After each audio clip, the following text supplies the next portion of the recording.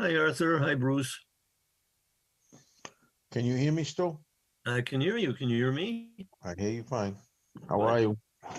I'm all right. I heard you were over by Joe the other day. I went to see him, yeah. Yeah, I'm gonna try and see him tomorrow. It's pretty sad. He It can't get is. out of bed. He can't get out of bed. Uh, that's what he said. He's supposed to have two people coming over today to give him physical therapy. So see how he's doing tomorrow. We'll see.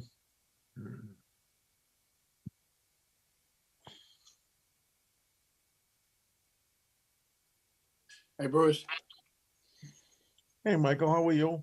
not too bad yourself. Oh, good. It's just a little stressed this time of year. Oh yeah, it's a busy time.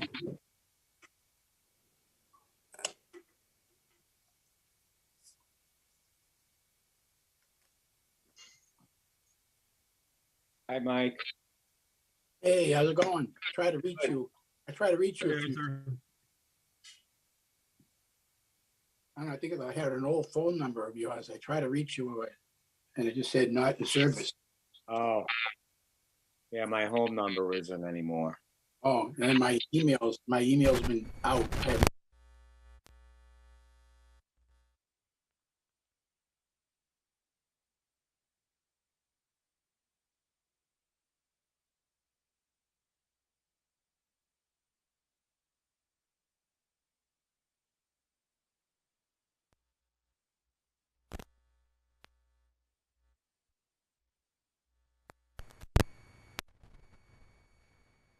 My cell phone number, if you, Oh, yeah.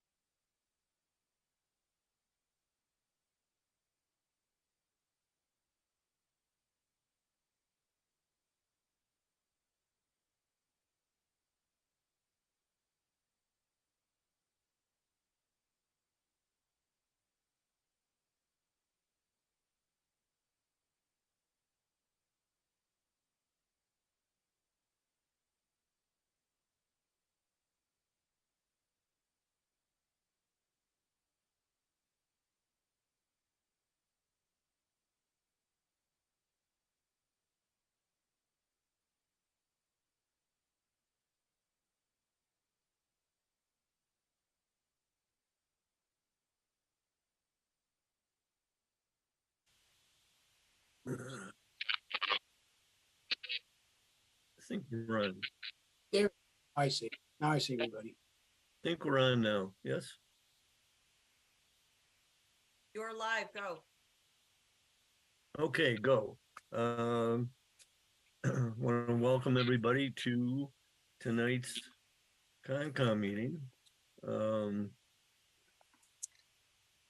In accordance with Mass General Law 30A, Sections 18 to 25, notice is hereby given of a meeting of the Peabody Conservation Commission. At this time, the Peabody Conservation Commission hearings will be held remotely, which is allowed pursuant to Governor Maura Healey's March 29, 2023 extension of temporary provisions allowing remote hearings. Where am I at? I do this all the time. Here we go. I want to state everybody who's here. We have Vice Chairman Mike Rizzo, Commissioner Comack, Commissioner Athos, Commissioner Green, and myself, Stuart Lazaris. And with that, I want to turn it over to Mike Rizzo for nominating committee for new officers for the coming year. Take it away, Mike. Thank you, Stu. As chairman of the nominating committee, I nominate Stu Lazarus as chairman for this coming year. And if everybody says it's okay, I will gladly continue as vice chair for this coming year. And Mike Vivaldi, who is not here yet, I think he's going to be late, as secretary. So the slate is presented When do we vote? now, Now, okay. unless you want to wait till Mike, but No, I already talked to Okay. Mike, and I spoke to Mike, so. okay. The guy that's not here gets elected, you know.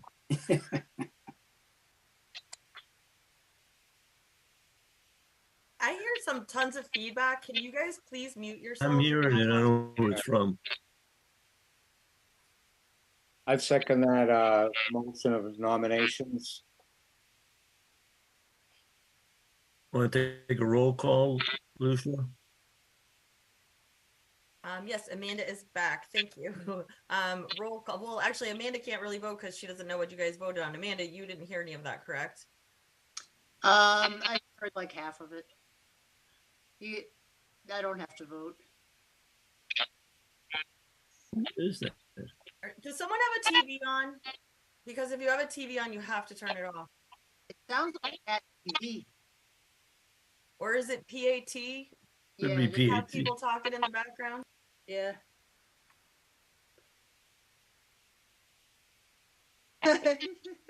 PAT. Oh, We'll all go mute ourselves and see if we can hear it. Talking about rehab. is, Can you mute PAT? Thank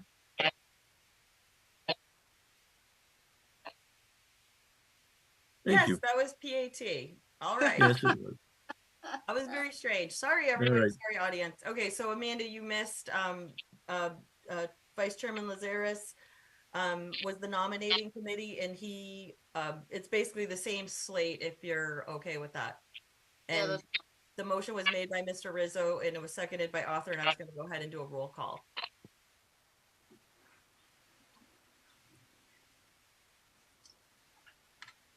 You feel comfortable ahead. with it, or do you want to? You can vote present also. Me?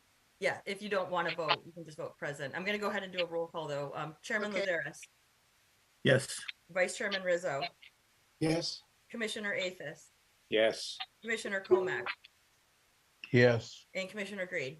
Yes. All right, so that passes 5-0. Okay.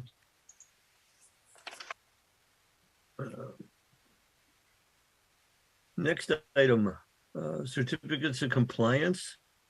Continued request for a full certificate of compliance made by John Dick for the property owners George and Nancy Kepler on DEP file 55883. The project was the construction of additions to an existing single-family home, including removal, relocation, of existing sheds and relocation addition of paved areas. The address is known as 1 Hoover Terrace.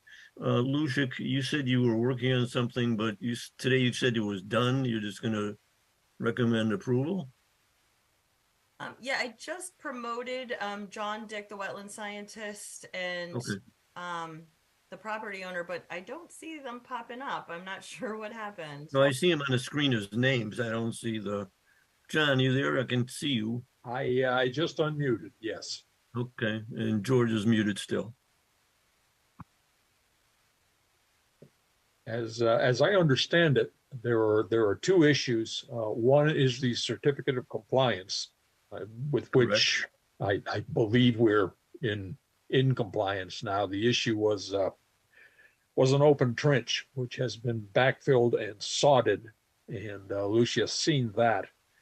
The other issue was an enforcement order for a compost pile on city land out near the riverbank. And that's been sorted out as well, as far as I'm aware. It's been seeded, the material's been removed from the riverbank. And by all accounts, everything looks pretty good. I don't know that the commission ever ratified an enforcement order on that project. So I think maybe the thing to do is to deal with the certificate of compliance and then talk about the enforcement issue. It sounds like the problems were resolved. Lucia, you were there? Yep, through the chair. So me and John were working on some action items together to remove the piles. And then it ended up that it was unnecessary. Mr. Kapler removed everything. It's already been seeded. The pictures are on the OneDrive. Everything's looking great. I was just out there yesterday. I told him he could take up the erosion controls along where the addition is. Again, the shed, there was an open trench that's been filled. He bought beautiful sod and put it down. That's all done. And then the compost pile's been removed and they put, I think it was a wetland seed mix. I don't know, John, if you want to talk about that. So I think the two motions that you would want is you guys did make a motion to issue an enforcement order. So you can obviously rescind that and I never drafted the enforcement order. And then if you wanted to do a full certificate of compliance, I would recommend that. Everything's pretty much done. It is done, not pretty much, it's done. Anybody have any other comments? No, And that sums it up for me, and I think my computer's going to restart. Well, I we may- may I take may a go vote while away. you're gone. Yeah, we may wind up voting while you're gone, but I'd like to hear a motion to, I guess so we don't have to rescind an enforcement order because it was never issued, so I need a motion to issue a full certificate of compliance. I'll make that motion. Motion to issue a full certificate of compliance for 1 Seconded, Hoover Terrace. Second, seconded, roll call. Yep, Chairman Lazaris, Yes. Vice Chairman Rizzo, Yes, Commissioner Athos, Yes, Commissioner Comack, Yes, and Commissioner Green. yes, And I do want to just add, I totally forgot there is a pool on the property and we're going to want to add the swimming pool condition. Mr. Kapler, you're aware of the swimming pool condition, correct? That's correct, yes. Wonderful. And I'll just put it on there again, just so as a reminder. So you'll have it Yeah. forever in writing at the registry of deeds. Right. Okay, Thank you and good thank night. you. Thank you Thank very you. much. thank you. Number 2, continued request for partial or full certificate of compliance made by Attorney John Kelty and DEP file 55903. The project was a commercial development, which included riverfront enforcement. The address is known as 49 Tremont Street, map 76, lot 402, Peabody, Mass. I believe isn't this to be continued? Well, Lucia? Mr. Bonfiglio is here. I just promoted him to a panelist. Okay. I did post Hi, some Mike. pictures on the OneDrive, and I think you guys should maybe take a look at them. I had some thoughts about what should happen, but it was nothing. I was on there out on site yesterday. I would take a look at the pictures, and you guys will probably come to the same thoughts as I do. some of the erosion controls can be removed, but there's one side that I think we need to open the erosion controls and sprinkle the straw around a little bit because it's all just dirt and it's a higher elevation than the stream because it's going up. So because it's all dirt, it's, you know, it looks like if we get a bad rainstorm, it will end up in the brook. So can you guys see the pictures or do you want me to pull them up? I can't see them. If you pull them up, will be easier. What about the plants? When I drove by like a month and a half ago, it looked like the twigs that they planted were like dead. Is it? They just weren't in bloom yet. Everything's planted.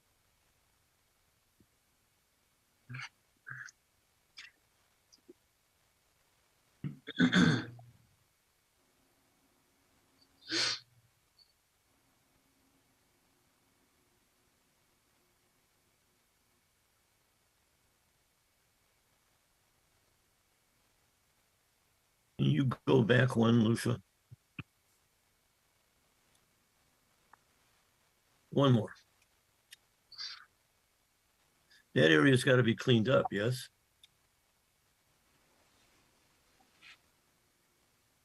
Which area are you talking about? The area, basically the bottom right-hand corner of the picture. If you go back one more, Lucia, I'd appreciate it. No. Question here is, was there supposed to be a curb here on the plan? So on the street, yes, that's done by Bob, City? the developer. And the By Bob Danisco, okay. All right, keep advancing through the photos, Lucia. Keep going. Yeah, there. This is the backside of the guardrail and the rocks on the left. Don't those have to be straightened out or moved or something? Nope. No, Okay. that's just a no. The road's straight ahead, correct? Yes. All right. I haven't seen it. I was there a week or so ago. Right. We did the big site visit, but I haven't seen it since. So, all right, keep going, Lucia.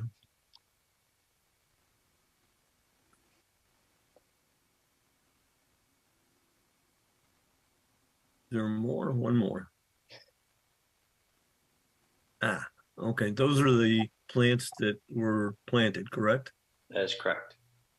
And they're in bloom now. Yes. And we saved the trees and we took out all the brush and good. Correct. Yep. Are you going to do something with covering, ground cover for that? Yeah, I mean, I used I don't know if she told you, or I don't know if we went over it. So everything we cut down, we kind of remulched and we repurposed it to use as ground cover. And I mean, going forward, I'm obviously going to keep this area cleaned up because that's where my office is, and that's what it looks over. So it won't be anything. If anything, it'll just be natural bark mulch that we used from the previous saplings and trees we cut down, but nothing extensive. I'm just gonna have my guys keep it clean and stay on top of it. It is actually nice to look at from my window. So yeah. Anybody else have any comments?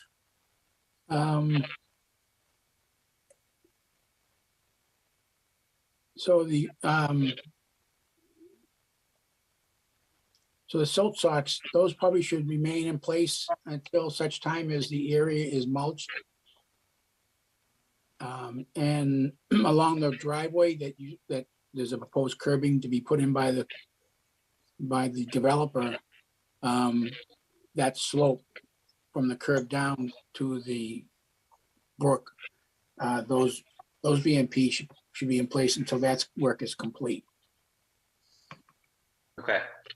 But right now, your mulch along the roadway is flush with the edge of pavement.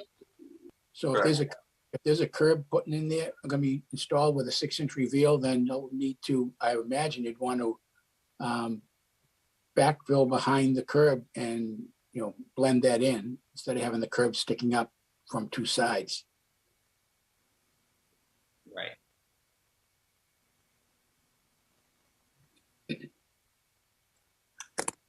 Through the Correct. chair, who built the wall and the guardrail? The guardrail. Go ahead. What are you trying Mike? to say?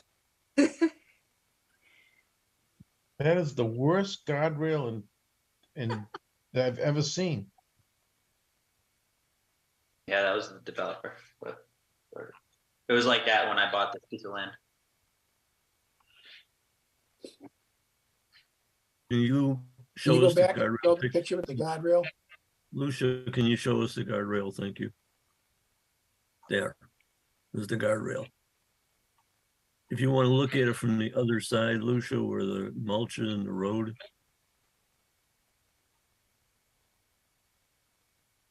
Oh, yeah, Yeah. that's not gonna do anything. No, it's like, well, Yeah, that's something we got to take up with the developer, correct? Yes, So, I mean, Yeah. as far as I'm concerned at this point, Mike's done a great job of taking care of the wetland area and the trees and the plantings. But I gotta wait till the developer is done. Yes? It doesn't even look like. So the area between the mulch next to the road and the guardrail, Mhm. it doesn't look like that's finished. Well, it isn't. I mean, it's like, it looks like silk, like silk, socks. yeah, it's definitely, if the proposed curbing is gonna be installed along that pavement edge, then the curb has a 6-inch reveal. So behind the curb needs to be backfilled with material and then some mulch. So there's still work that needs to be done to finish that grading. The problem I have with this is that I'm looking at this next to the guardrail. It looks like the land is depressed a foot or more below the roadway. Is that correct? Well, Wow. that's probably gonna direct the water into the brook. don't know if that's- Yeah, I don't know if that's a swale of some type. But that needs to be addressed. I don't know if Public Services has looked at that guardrail, but they didn't like the guardrail either. yeah, it's definitely not, I mean, that's not crash tested. No. He's got a piece of W beam there, but the posts, The posts are wood. posts right. are questionable. So does this actually have to do with the conservation area, or is it outside? Because I don't think this is part of my land. This isn't really. No, but it's within the resource area. So we're addressing, areas that pertains to the resource area. So all I was saying is that you've done your work, you've done your job, but I don't think it's quite finished. So how does this lay out? Like, if it's I'm just confused by the whole. So if it's my responsibility, but this part isn't my responsibility, where does that lie? Right? How does that get passed upon me if it's not? This road is his responsibility. So that's, I've done 100% of what I needed to do, but now it lies on him, so I can't get an occupancy permit because of him. But that's not. I'm just a little confused. Yeah, is there another DEP file number on this site, Lucia? No. Sorry, I had to stop screen share because for some reason I couldn't unmute myself. I'm trying to look at the plan. So yeah, there is an old DEP file number that Bob Danisco unfortunately let lapse. And he still obviously has tons of work to do. And we had a pretty big site visit with, it was the planning board. We had fire out there. Health was out there. Stu was out there. Building inspectors were out Will there. Collins was out there. It looks to me that, yes, he has an easement to his property through Bob's property. And this plan actually doesn't even show, it shows the guardrail, but the guardrail's not even on Michael's property. So it's just unfortunate that his site is, you know, somewhat in compliance, but then the abutting lot 1A is not. But I think he's correct in saying, I'm looking at this, and I mean, as long as you guys are okay with the other things you've seen on the property, like where the building is. I mean, honestly, the building is pretty much outside of the riverfront anyway, because it's on the other side of the culvert, and then the river's under it and it's culverted. So we don't have jurisdiction technically on where his building is, but he still put his roof leaders in. And I don't think this is the as-built. I'm looking at an older plan. But it does show the wall, which is off his site. So if you guys have issues with the wall, but you don't have issues with anything else in those pictures, I had just some like nitpicky issues that I would like to see done before I released the physical certificate of compliance. Like in that picture of where the river was that we were focused on for a bit, I was thinking he should take one of the double straw and rip it open and then sprinkle the straw around on the open dirt area so that it's not just dirt. There's already invasives coming up, so Okay. unfortunately all his hard work it's soon next spring. I think it's going to be you know, unless Mike, you're going out there pulling up those knotweed, or I think that's what it is. There's you already have something invasive coming up. I'm pretty sure it's what was ever behind Nikolai's property at 168 Japanese Main Street. knotweed. Yeah, It is Japanese knotweed. so those are already coming up in full force. So I think it's only a matter of time. But that was just my nitpicky, is that he, you know, sprinkles down some mulch and tries to keep it that the soil's getting into the river. Because if you could zoom in on that picture, which I can't, you can see it does look like some sediment did get pushed in and it's at the bottom, but it's a pretty shallow river, and I think parts of it might be stoned and concrete. I'm not 100%.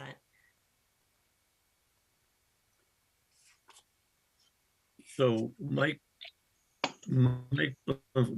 is he's done as much as he can do except for keeping the weeds out? Is that what you're saying?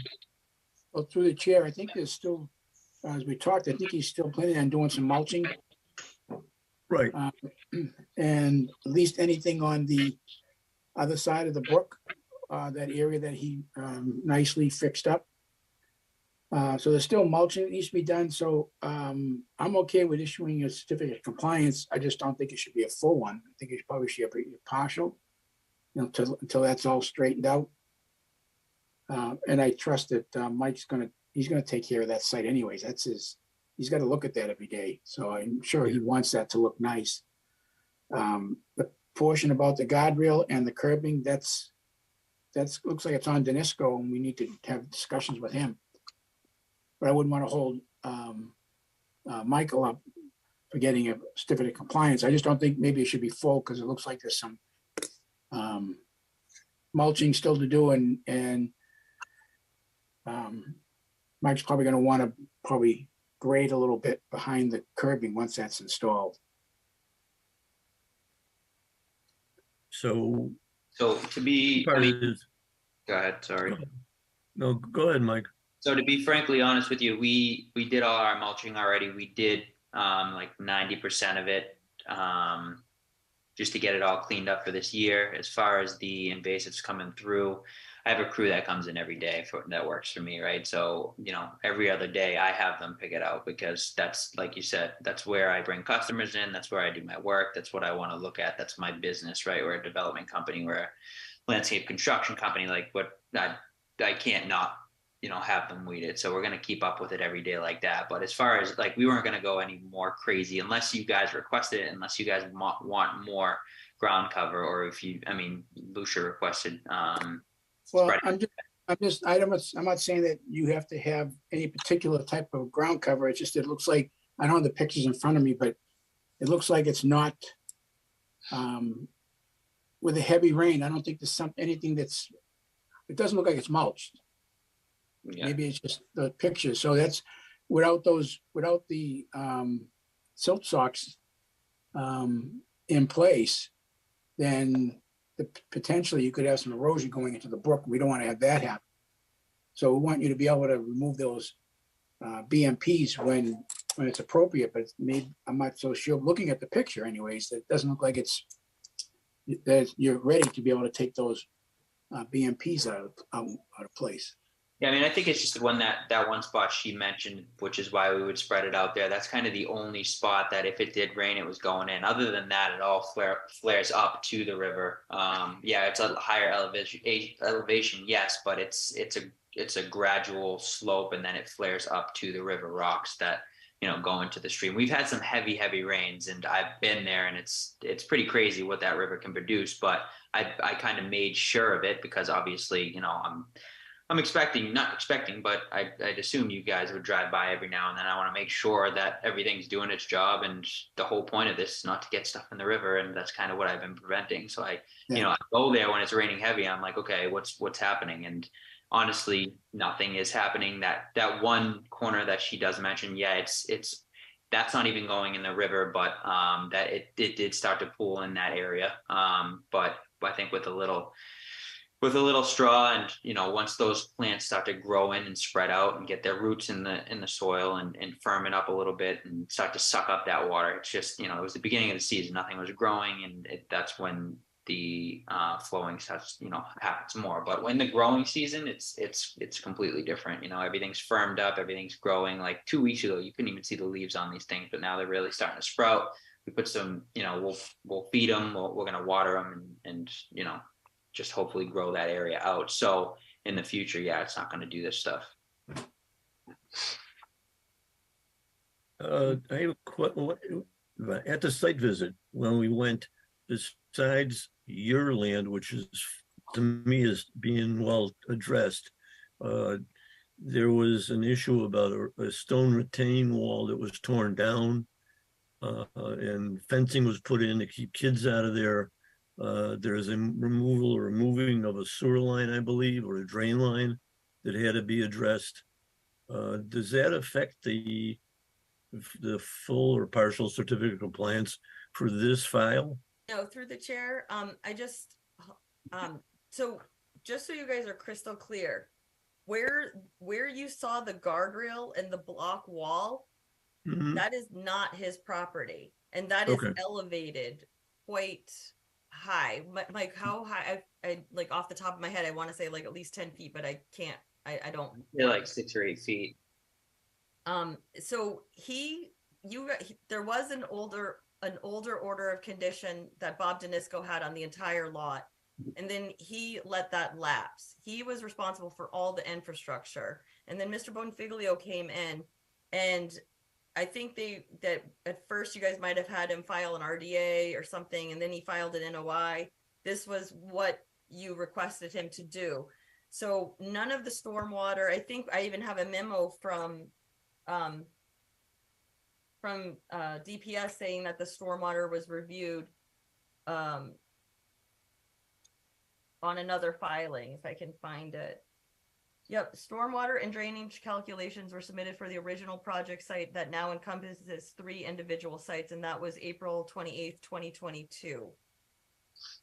So, I mean, I would recommend, through the chair, I'd recommend that we keep those 2 things separate then.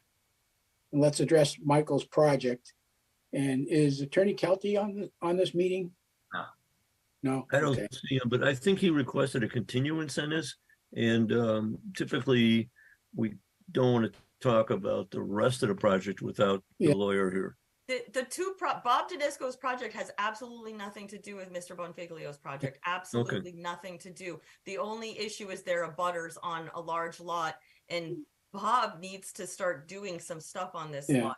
Bob's responsible for, from what looking at this plan, he's responsible to put that curbing in. So if you guys have issues with the curbing, we should issue an enforcement order to Bob Danisco after you either continue this or vote on it. I personally feel that you could give him a full certificate.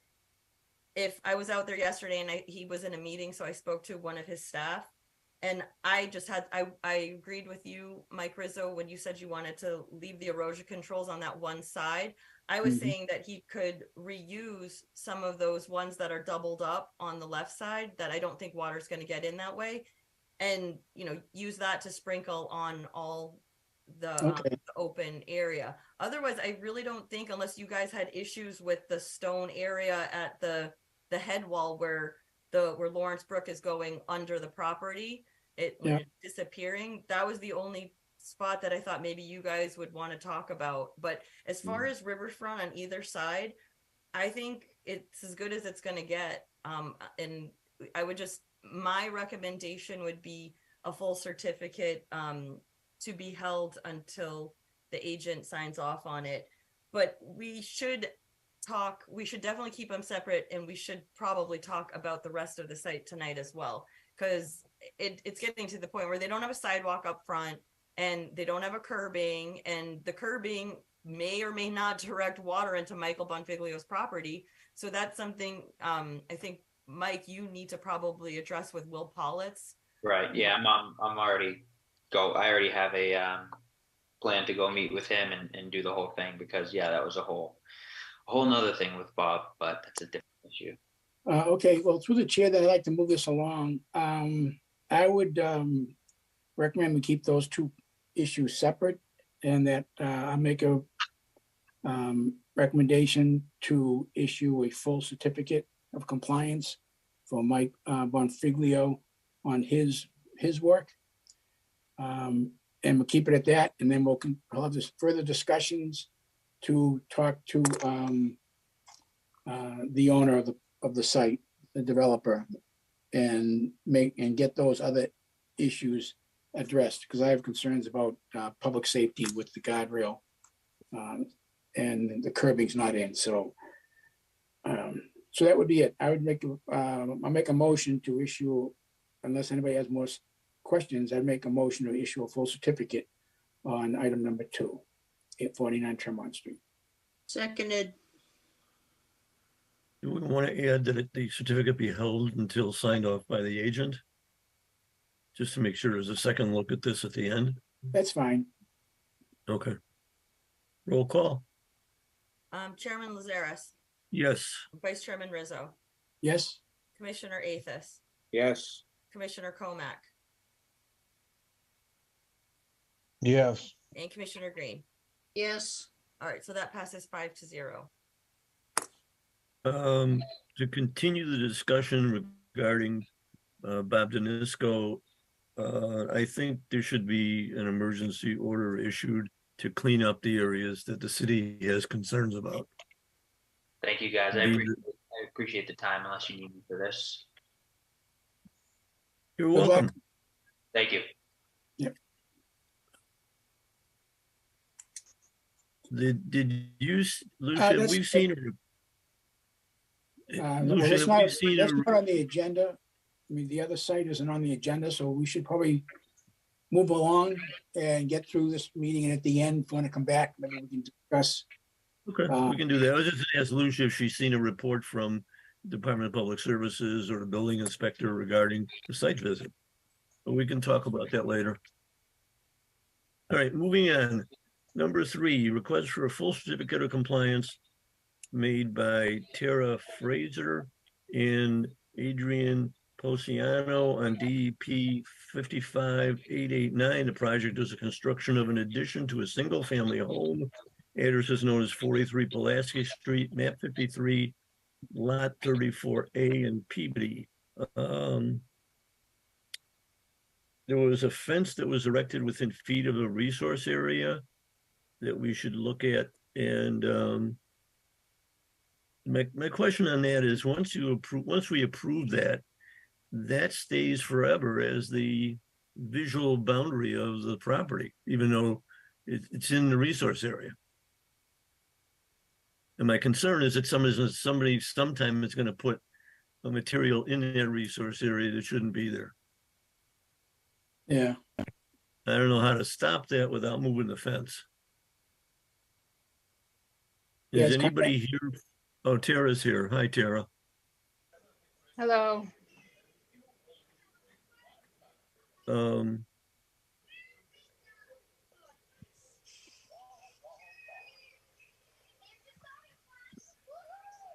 there you are. Can you hear me? I can hear you. I can see you Okay, thank you. and your son, My daughter.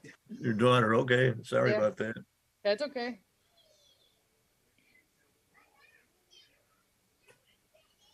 Sorry, I heard a little bit of what you were saying. Did you?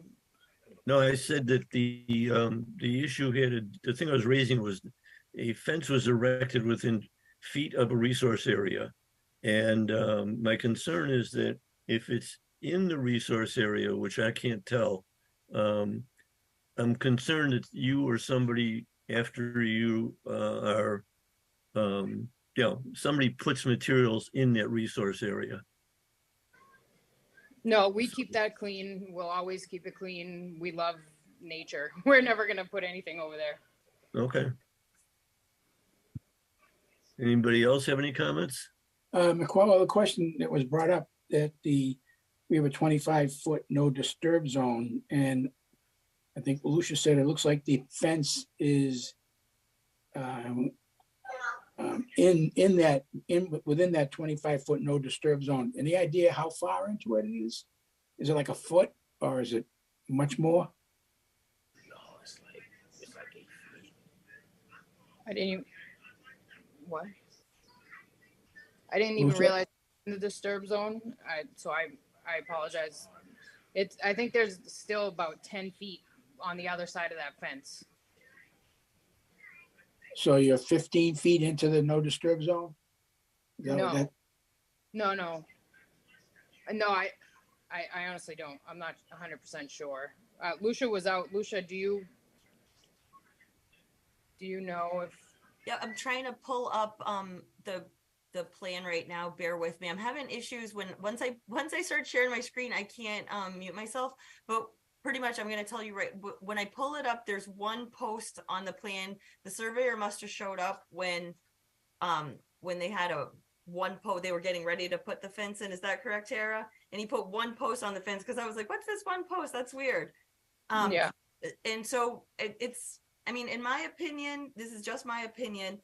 The fence being there actually does act like a limit of disturbance. So it's good that it's sort of fenced in. Like they're not going to go on the other side of the fence and try, they'll keep everything in their backyard. But let me pull it up and you'll see one post and then you can just imagine a straight line from that post. Bear with me.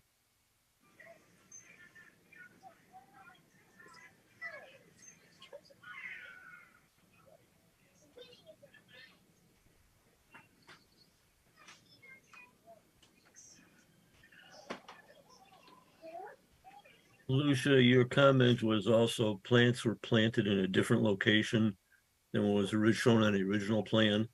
And a new plan should be presented showing the actual features that would include the location of the fence. Yeah, we'll need a revised as-built. Yeah, But the plants are on the one that you have right now. Oh, okay. The plants we actually planted more than you requested. Hmm. Well, the revised as-built will show all that stuff anyway. Correct? She should have a picture. I sent it to her. It's on there.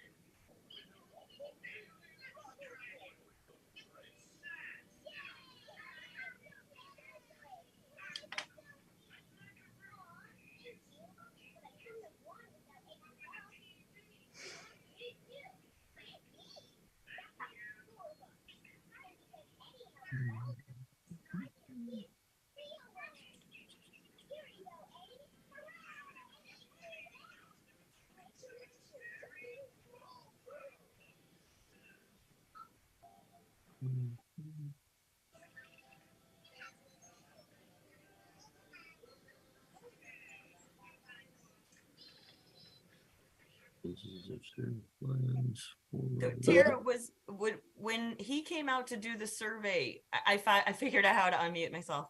When he came out to do the survey, were you in the process of putting the fence up? Because it looks like this says post right here. Yeah. Remember, I showed up and I was like, oh, I thought you put a granite post in. That's what I Yeah. thought this was. But is this the fence post? Yes. So then this is where the fence is. It runs, it goes straight like this. Oh, So that's okay then. yeah, it's just skirting it. Oh, that's fine. I That's think fine. the wetland was a little wet that day because right on the other side of the fence there was like a puddle right here, but we did get a lot of rain. And I mean, the fence would act like a deterrent. It's already up. Would you guys really not give them a fence? No, the fence is fine. And if that post represents the line that the fence, if it's going straight back, then the fence is outside the buffer zone, outside the 25-foot no disturb zone. There's a line that says 25 feet, and that means that the fence goes straight back. It's fine. It might cut into it just a little bit, but I think we're good. Am I missing something there, or am I correct? No, you're correct.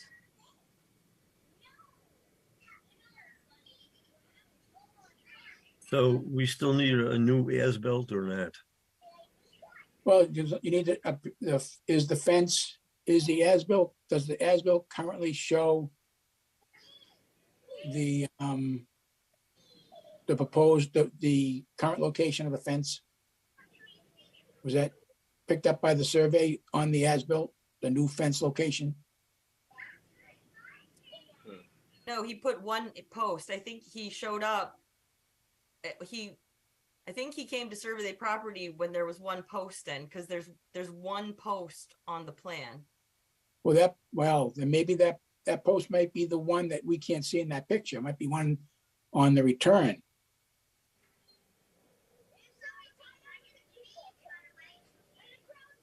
Because there's an angle there. So I don't know what post that is. I don't see the building. If you look at the plan, the fence looks like it's fairly close to the building, like maybe 3, 4, 5 feet away. And that fence looks like it's, I see what you're saying. Yeah. so that means, and usually your fence sections are 8 to 10 feet long. So.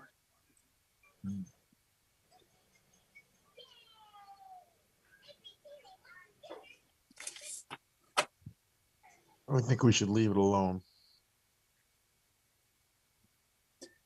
Yeah, I mean, I'm okay with that, but people gotta know when they're building a plan, you got a plan that shows a fence and it shows a 25 no disturb zone, there's a fence is where it is. Why isn't the fence put where the fence is supposed to be? That's not like a couple inches, that's quite a bit off.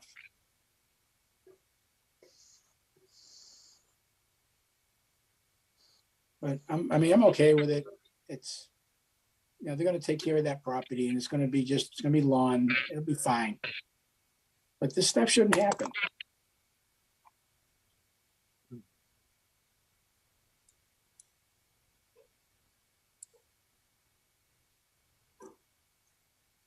So we still would like a new plan that showing where the fence is. Yeah, the fence needs to be put on the plan, regardless of where it really is. It should be shown on the plan correctly. Okay. So do I hear a motion to continue till we get that plan? We could, Lucia, what, are you, I would be okay if you guys vote contingent. After hearing what you said, Mike, I completely understand what you mean. I thought it was much closer than like 15 feet because I could see the wetland right there. But I mean, in the grand scheme of things, I think you guys most likely would have let them have a fence anyway, so I don't see any problem as long as it's shown on a revised as-built. And then Yeah. I have no problem if you guys want to vote for a full certificate contingent on the as-built being submitted. And then obviously if the fence is in the wetlands, we have issues and I wouldn't submit it, but I know I saw the flags when I was out there and it was like, it was a good enough distance away. I've seen you guys allow much closer. All right, so just so that Tara, you know that everything on the other side of that fence, okay, you can't put stuff there. You can't put your grass clippings there. You can't dump anything there. That's supposed to be, that should become natural and not impacted in any way. Completely understood, and I completely agree. Okay, I have a motion for a full certificate of compliance contingent on a new as-built being supplied. so moved. Second, hi, Mike. Seconded. Roll call. Yep, motion made by Vice Chairman Rizzo, seconded by Ms. Green. Chairman Lazaris, Yes.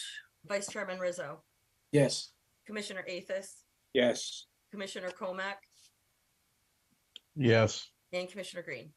Yes. All right, so that passes 5-0. So Tara, you understand what they're asking for? Yeah, I just have to have the plot guy come out and redo the. Yeah, and I would just have him put all the plants and everything, so then it's all on that plan, and then Yep. you're good for as long as you own that house. Okay, you'll have it on Monday. Thank you. Thank you. Thank are you. we- once you get that, will the permit, the building permit be closed, Lucia? I'm not sure how they do it, but once I can like tell them that we're all set on our end. You already got your certificate of occupancy, so I would check with whoever, either Mark or Dan, and find out from them. Okay, thank But you. I will issue something, and then you're gonna go record that at the Registry of Deeds, and that will cancel out our lien on the property at the registry for you. Okay. Thank you. Thank you. okay, And good luck. Make a note that Commissioner Vivaldi showed up at 7:47. And we're moving on to item 4. A full request for a full certificate of compliance made by Peggy Weiser on DEP file 55405. The project was the construction of a single-family home, deck, driveway, and utilities. Address is known as 18 Northfield. Northfield Road, map 40, lot 99, Peabody, Mass. Lucia, you said you went out there?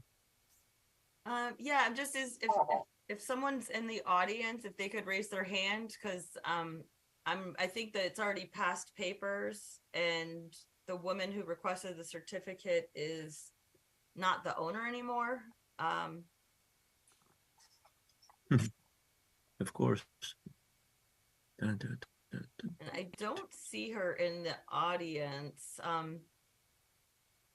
She seemed a little confused with the process, so I typically am not supposed to speak for people because that's a conflict of interest. So I'm not really sure what to do. well, we just continue.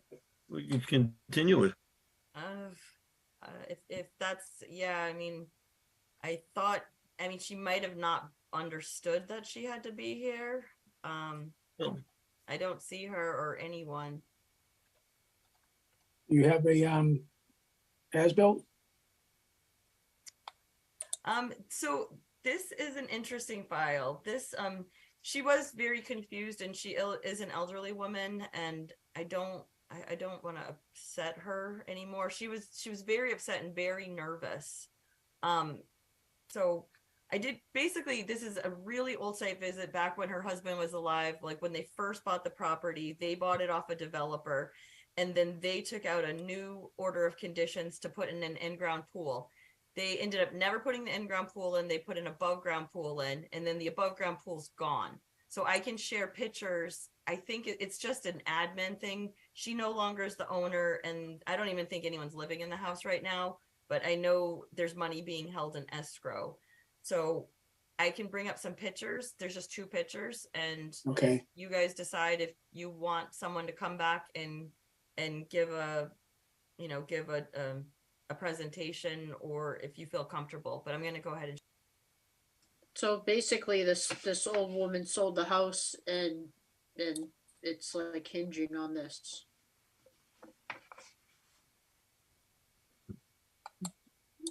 it's already sold. It's a new owner now, which is and I haven't met the new owner. I don't think she lives there.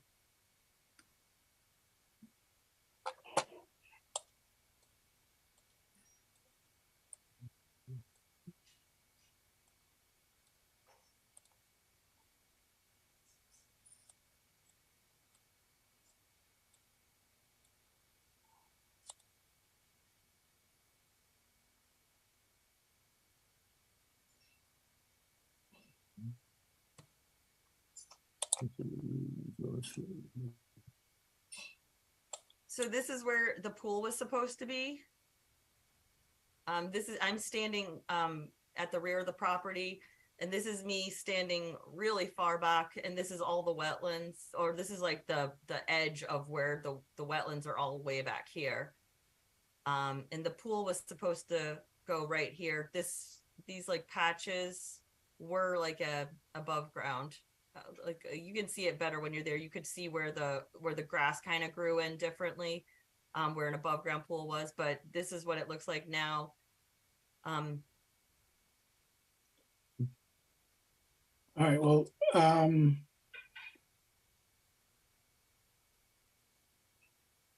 do you know if is there an as-built with this project then or not? There's no as-built because they never did the work. She checked off the box. The work never started. They never put a pool in. They put an above ground and not an above ground, and the above ground is long gone. All right, then it looks like it's been pretty well established. Whatever's going on there has been done. Do we If I'm have, not out of line, I would just vote to issue a full certificate of compliance. or just cancel the, I mean, why, obviously, she didn't use the as-built, she didn't put the pool in. So why would we grant a full certificate of compliance? Or just, is there another vehicle? It seemed it should be like a, cancel or negate. Yep, through the chair, there's a box that it's an invalid box, so you would check off the invalid box on the certificate. The work never commenced, therefore it's invalid.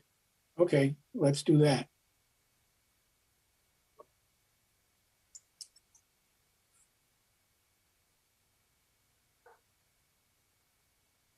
You still need to do a full certificate of compliance, even though nothing changed?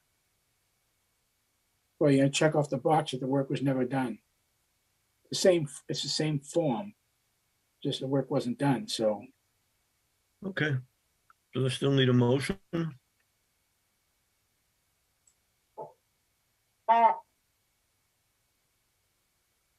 Yeah, I think so.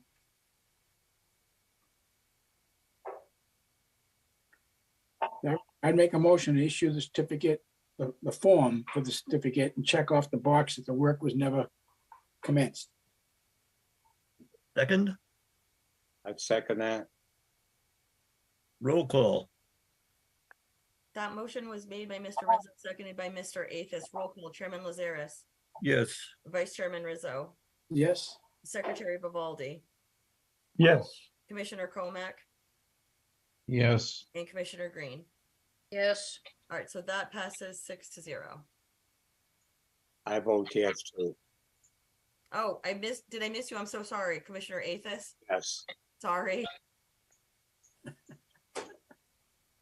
Mike coming in late threw off my little count chart. I had to put him at the bottom and then I had to read him under vice chairman, so I'll change it. Are we all set to move on?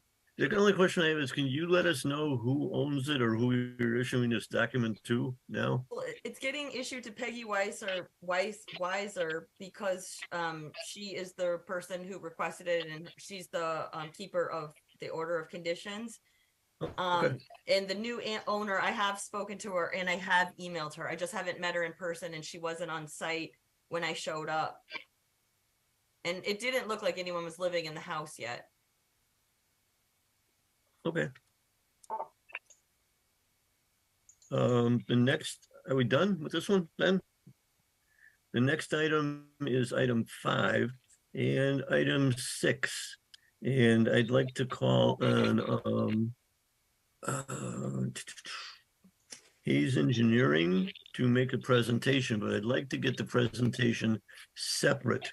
So I want one presentation for 55-312 and one for 55-323. Now let me read the thing.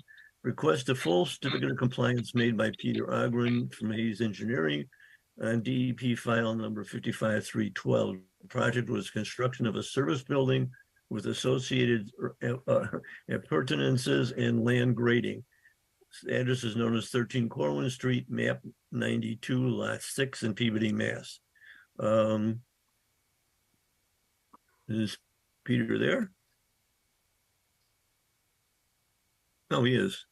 Somebody's there. Somebody's there. They're muted. They're muted. Whoever is there from Hayes, could you unmute yourself?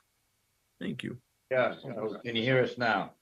I can. Can you do a presentation on DEP file 55-312 separate from the other one? I really can't do that because the two became interconnected as the project came forward. And so what I'd like to do is do a presentation based on how it all happened back 30 years ago so that you can understand it. And I have, I think, a presentation. Why do you want to unlink them? They're separate DEP files. They are separate DEP But files. they're, I mean, they're very old. I mean, there's no question. They're 30 years old. Why don't you look at my presentation and see? I had actually requested to discuss this with the commission because of the complexity of the issues, but we couldn't seem to put that together. And Stahl Chemical is selling the property, so it's of some urgency that we need to move forward with it. So if you would just bear with me in the presentation, I think you'll understand why that's the case. Can I proceed? Anybody have any objections? No, go ahead. I just like to limit it though, time-wise. Yeah. Only thing is, through the chair, I have no idea why this would possibly be a conflict of interest. But my company cuts the grass and maintains the grounds at Stahl Chemical. I just want to make, I don't know any reason why I would care. But if I have to abstain, I will. I don't know. Well, the grass looks well cut, I can tell you that, because I went out. But anyway, let me proceed with the presentation, and I'll go as rapidly as I can. I think I can explain what happened. We've requested certificates of compliance on both 55-312 and 55-323, which were both issued to the Stahl Chemical Company back 30 years ago. And they dealt with the construction of two buildings. The as-built is obviously on one because the buildings are beside each other. But 55-312 did the building on the right, which I will refer to as the production building. And 55-323 was the project on the left, which I will refer to as the administration building. Now, this is the plan that originally accompanied the service building of the production building. And you can see that that's where it was built, an order of conditions issued that allowed this project to move forward. This is the plan that accompanied the administration building filing. And actually, I apologize for the caliber of the thing, but this was an old sepia. What, Mike, you'll remember what sepias were. Oh, yeah. And I do too. Well, that's good. And it browns with time. But that was it. I spent some time collecting this stuff together in our archives here. While we were building this service building, it became apparent that we wanted to make some grading changes. They specifically dealt with grading changes around the building and also the loading ramps that are on the northerly side of the building that you see here. And I would like to point out that there was also a structure where the administration building is now, which is the area in red, which actually went over the brook. Something that happened a lot in Peabody with these companies, where they might have even been discharging into the brook historically, not currently. So it was determined that we needed to redo some grading, and we did an analysis, and I don't expect you to read all this stuff, but the analysis was done to determine how much flood storage was lost in putting in the loading docks and changing the grading around the production building, or the service building as it's called. So what we did was we filed for a amendment to order 32323, and that amendment was designed to accommodate the flood storage for for the 55312 file, as well as the 323 file. So there was a whole bunch of stuff that was submitted at that time. There's a rather long letter. Lucia has it in her files. It goes through all the compensation of floor area. And the reason I made the point about the building, we also removed a building from over the brook, which occupied floodplain. Now, the floodplain that was used at this time was a floodplain that was done by a backwater analysis that we did here at Hayes Engineering. There was no FEMA flood levels computed at the time. So this is the information that was submitted, these cross sections. You can see in the administration building area, there was some additional runoff calculations done, cross sections, analysis of where the building was removed from the site. And basically, as a result of all of that, and this was the missing link that we couldn't find, an approval of the amendment to the order was issued. Now, this is just a letter, but actually, I never could find this letter, and that's what kept us from filing for this prior. VHP had raised some issues about compensatory storage and grading that was not revised and so forth. The revised site plan was approved by the commission, and this letter was sent. Now, I understand that an amended order might be done now, but this order was modified, and that's how it was done. And actually, Lucia found this letter in the file, and she did find a routing slip too that indicated it was sent to our offices. I could not find it. I looked high and low for it. In any event, that issued. Now, there were two other issues that came up as far as the certificate of compliance was concerned, and I didn't know that Comac Brothers handled the grass cutting here. But the question was, did we revegetate and plant trees next to the brook? Now, I have to confess, I didn't go out and count the trees and compare it 30 years later to the site plan. But this is the aerial Google picture of what it looks like out there. It's all vegetated. It's grass. It's like a lawn from the house right down to the brook. And there are plenty of trees that are planted in that 30-foot area that was required. The other question that came up was one of cleaning the catch basins. Now, I did ask Stahl, their offices now are in the south someplace, southern US. I did ask the operation manager, Stahl, if he had any information on that, and they couldn't find anything. But bear in mind, it was 30 years ago, and this facility has been dormant basically for the last 15 years. The Stahls continue to maintain it, but they no longer do anything here and haven't. It's basically been not utilized for a production facility for about 15 years. So our conclusion is that we retraced the 1992-1993 permit process. We determined that the regrading was approved by the Peabody Commission, which I had not been able to determine prior. We believe that the construction now is in compliance with both 55312 and 55323 as combined. The stormwater reports are not available, but as a result of all this looking into and what I've submitted to the commission, I believe that the certificates of compliance for both these orders could now issue. And that's my presentation. Peter, did you say, do we have an order of conditions from back in 1993? Yes, you have both. I sent them along with my request. I sent copies of the recorded orders. Lucia, do you have that with you tonight in the file here? I don't have any electronic copies. I have hard copies here, unless if Peter has the order of conditions electronically, he can share them. There were some conditions that, I don't know if you guys read my red line for 312. There was the applicant shall furnish to the commission copies of permits that have been issued to him for an existing 8-inch plastic pipe outlet discharging non-contact cooling water to Goldthwaite Brook. The applicant shall also furnish to the commission data on the rates, quality, temperature of the discharged water, along with similar information on the flowing of the coincidentally flowing water into the brook. The commission may order the applicant to undertake such studies and measures as might be necessary to minimize the impact on the street. There was no permits or any data in the file. And then it sounds like Peter already covered the part about the compensatory flood storage. And then, yeah, the other condition was all drainage structures within the property shall be cleaned every 6 months or more frequently, and a record kept subject to inspection by the commission.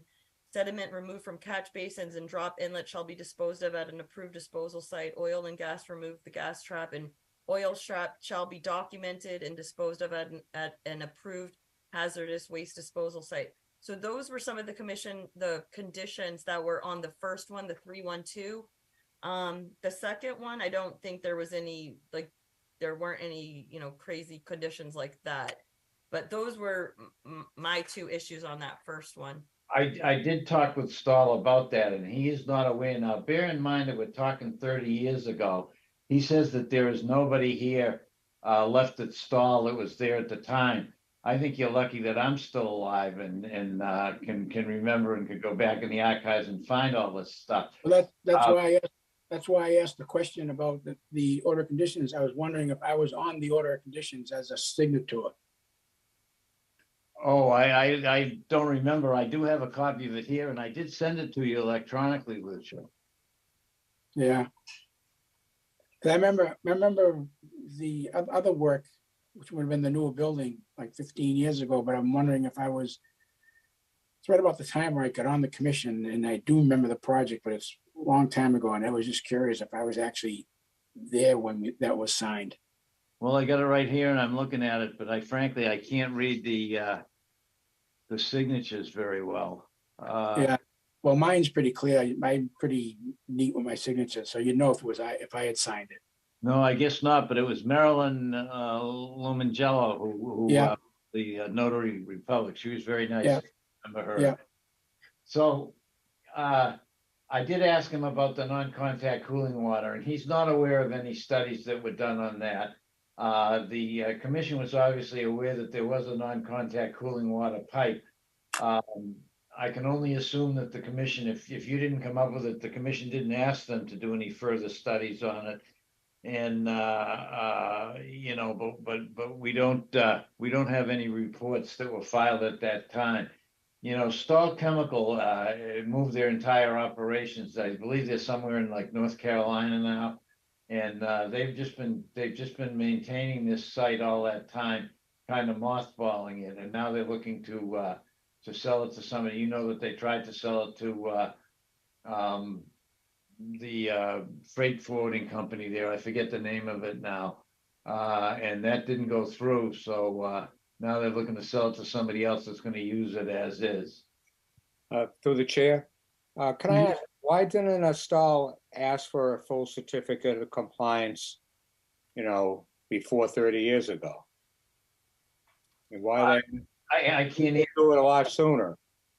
Well, I can tell you, sir, that in that time, a lot of times orders didn't even get recorded, and the process of getting a certificate of compliance wasn't well understood.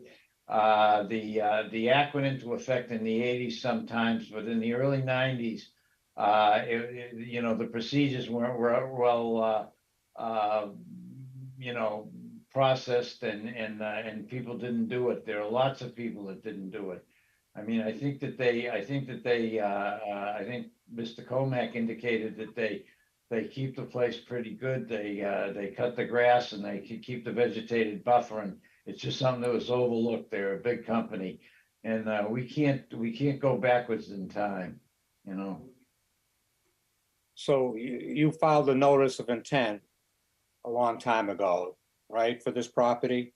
We did, yes, sir. A bunch of things that had to be done, and that within that notice of intent, and now you're coming back 30 years later saying you want us to approve all the things that were done 30 years ago. That's correct, yes. I just have a difficult time trying to justify giving approval of things done 30 years ago, which I'm not sure are even in existence at the present.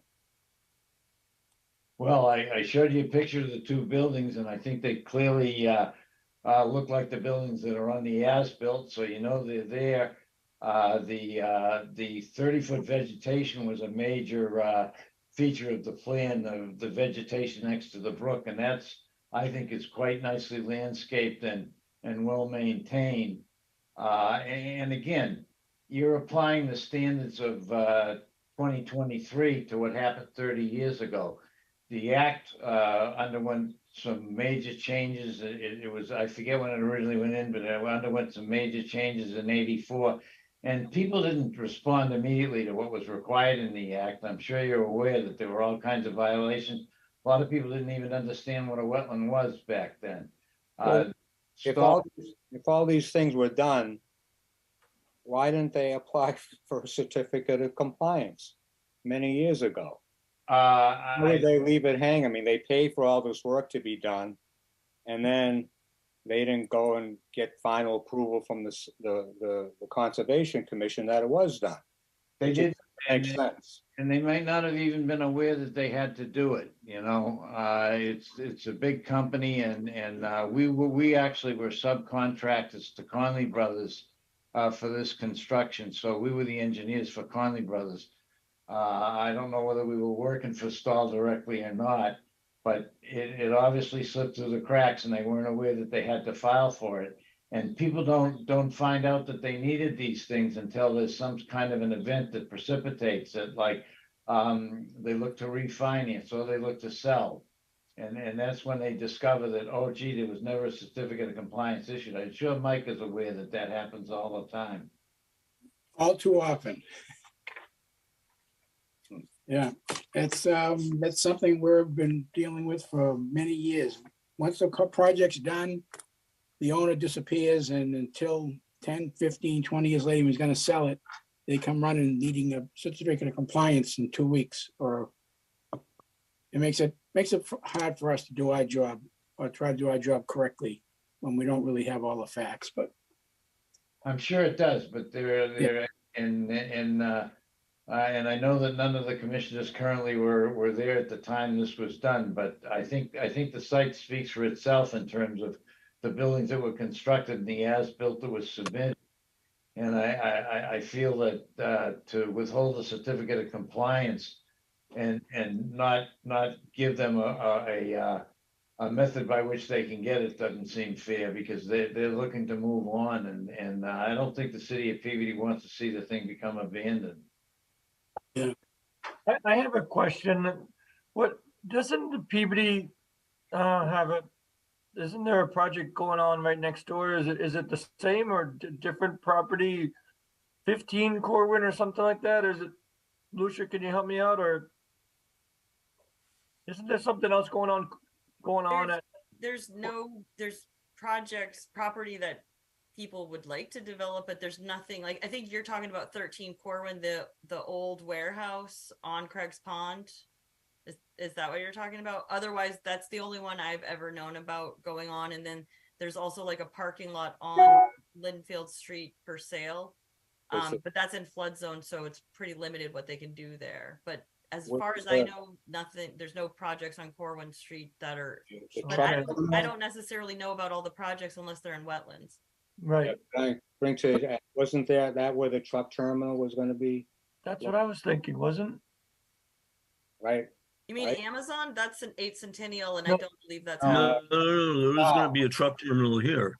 Oh This yeah, is you gonna guys be voted on it the month my mother died, and I wasn't here, and I suggested, I thought I sent you guys my notes, but I never did, obviously, because I was not thinking straight. And Jack ended up somehow getting you guys to approve it, and then they went to city council, and city council didn't give them their special permit. I believe that's what happened. So that project is dead. So that Peter might know about that. So Yeah. You're correct. That's what happened. City council did not issue a permit because of traffic concerns. Right. So it was this property. I thought I recognized the address. Yeah. Yeah. I think it's So, because so Peter, I had a question then with regard to us being able to issue a full certificate of compliance, the plan that you have, do you have a plan that shows that new building? And then have you gone out and looked, does it look like everything's there that's in the picture?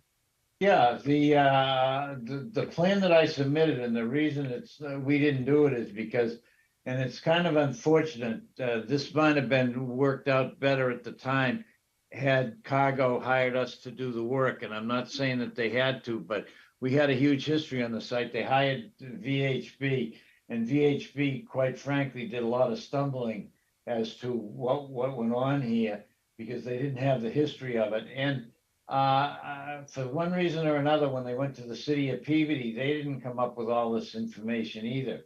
In fact, Lucia didn't come up with the letter of approval until I filed for the certificate of, well, until I told her I wanted to file for the certificate of compliance.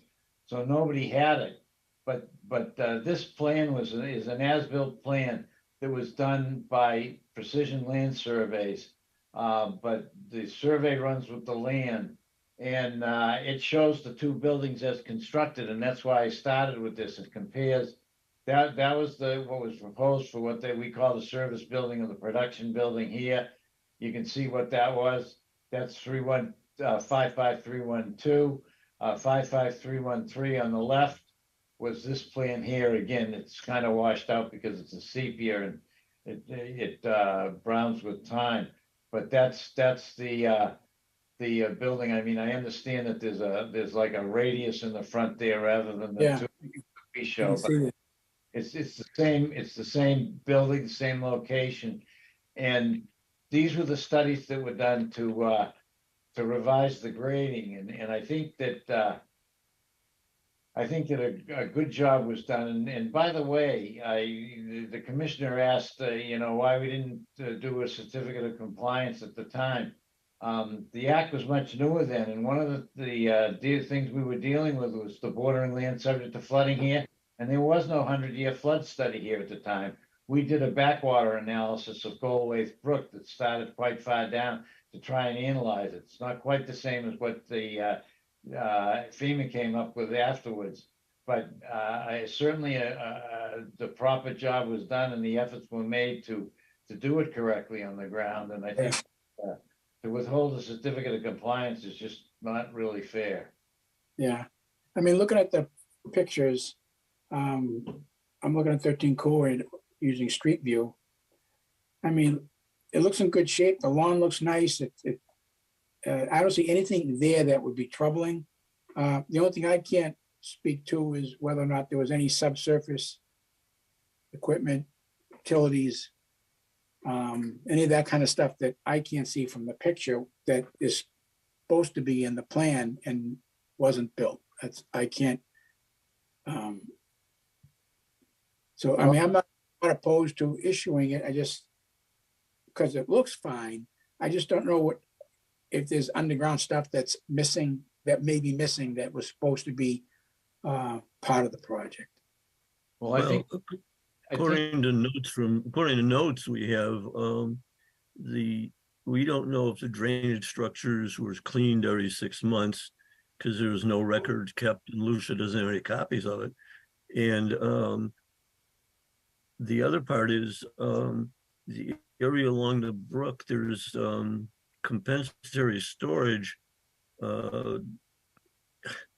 Is that labeled on the plan, the as-built? Well, it's graded. I mean, the storage comes when you do the regrading. That's what these analysis were designed to show. I mean, it's a complex project, and the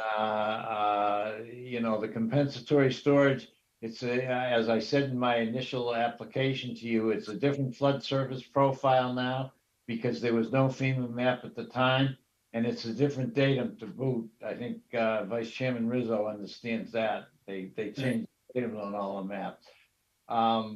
But Is there a permit for a existing 8-inch plastic pipe outlet discharging non-contact cooling water into the brook? we don't know of any, no. Is the pipe exist? Apparently, that's something that was in the order of conditions at the time. I'm not aware if it does exist, but I asked Stahl about it and they don't have any information on it. Yeah, but their distance or their lack of presence, if you will, doesn't eliminate the question. Oh, I I still would realize. like to.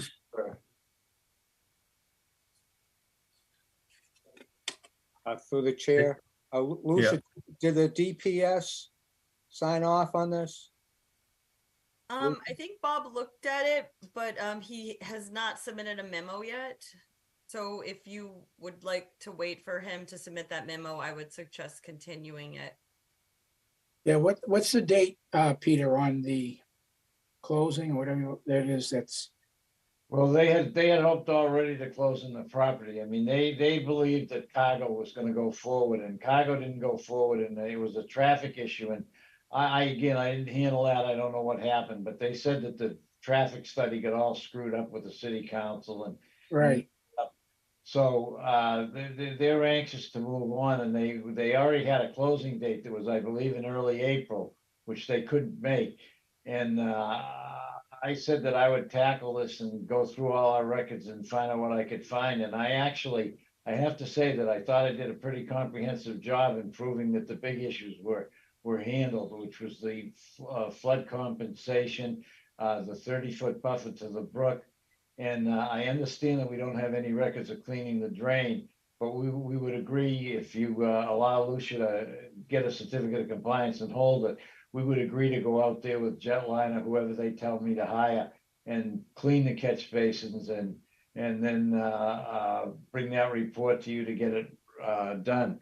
And as far as the underground piping, the only change that we made as far as drainage was concerned was the drainage. Can you see my arrow? Yeah. The drainage came down between the two buildings here and went down to the brook like this. We put this darker line in here. That was a proposed pipe at the time. That is in, and if you go back and look at the this, you can see that the catch basin is shown on this as-built plan here somewhere. I forget. I don't know. Maybe you can see it. So the catch basin was I don't know, maybe the catch basin was left there. I stand corrected on that. It was left there. I would support that. If you were to move forward and do that, and we could hold a certificate, and maybe in the meantime, we could get some feedback from Bob Langley, who would be more privy to any special utilities or conditions that they were expecting to have been done and not been done, or yeah, Bob Langley, I think, was working for United Shoe at the time this was done. yeah. Yeah. I would be able to, I think I could support those, that discussion you just had about, we could issue the certificate, hold it, you could check that the pipes are clear, and maybe we can reach out to Bob Langley. Maybe Bob Langley can give us a letter or something that they don't have any issues. Yeah, I would think he would be willing to do that. I think he would know if there are any recurrent drainage issues or something on the site. And bear in mind that this was a completely developed site from some time back. I don't know when Stahl Chemical first came to town, but this was completely developed and paved and everything back in 1992 when we did the original permitting.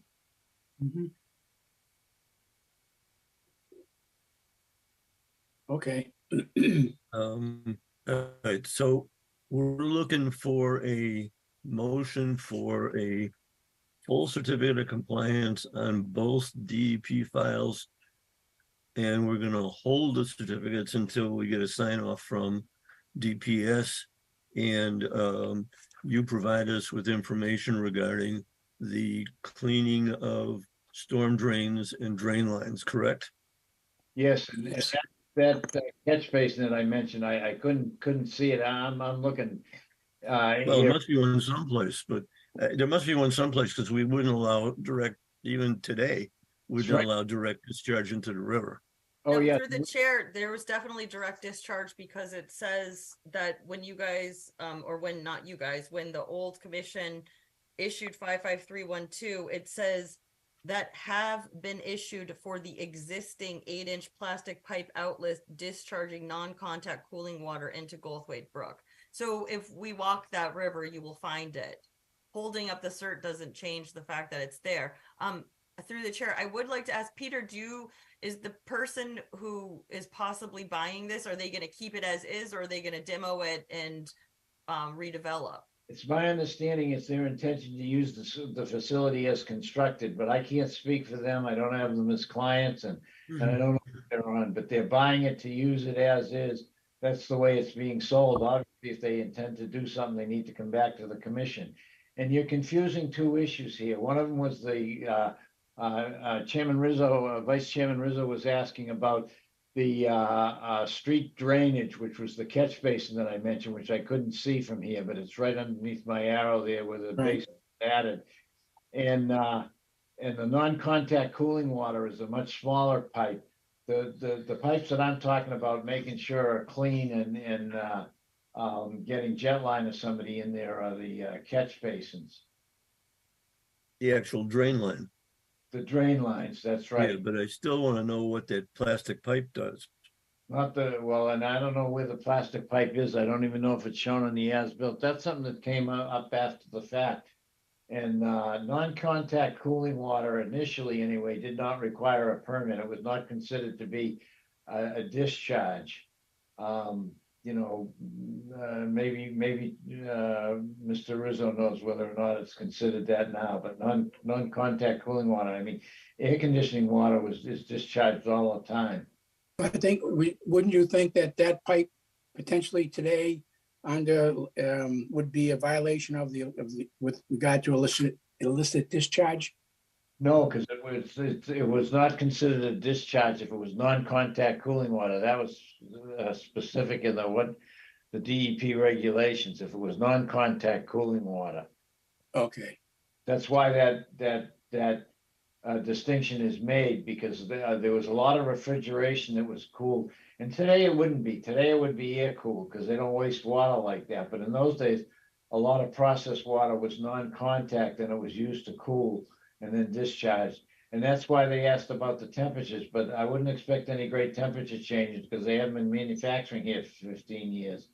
yeah. Okay, I get one more question regarding this plastic pipe. My air conditioning unit discharges water from it being condensed out of the air. It reduces the humidity. Did this pipe exist for that purpose, or do you think it was just strictly cooling water that was discharged? From my knowledge, what it was described as that's non-contact cooling water that's coming off your air conditioner. That's actually distilled water. That's It is when it's done, yeah. That's as clean as it comes, as long as your air conditioner is clean. Right. No, I understand that, but I guess what I'm looking for is an answer as to where this pipe is, the plastic pipe, and is it working? Is it clear? Is it clogged? It's not working because they're not running the facility, and I can see if we can find it.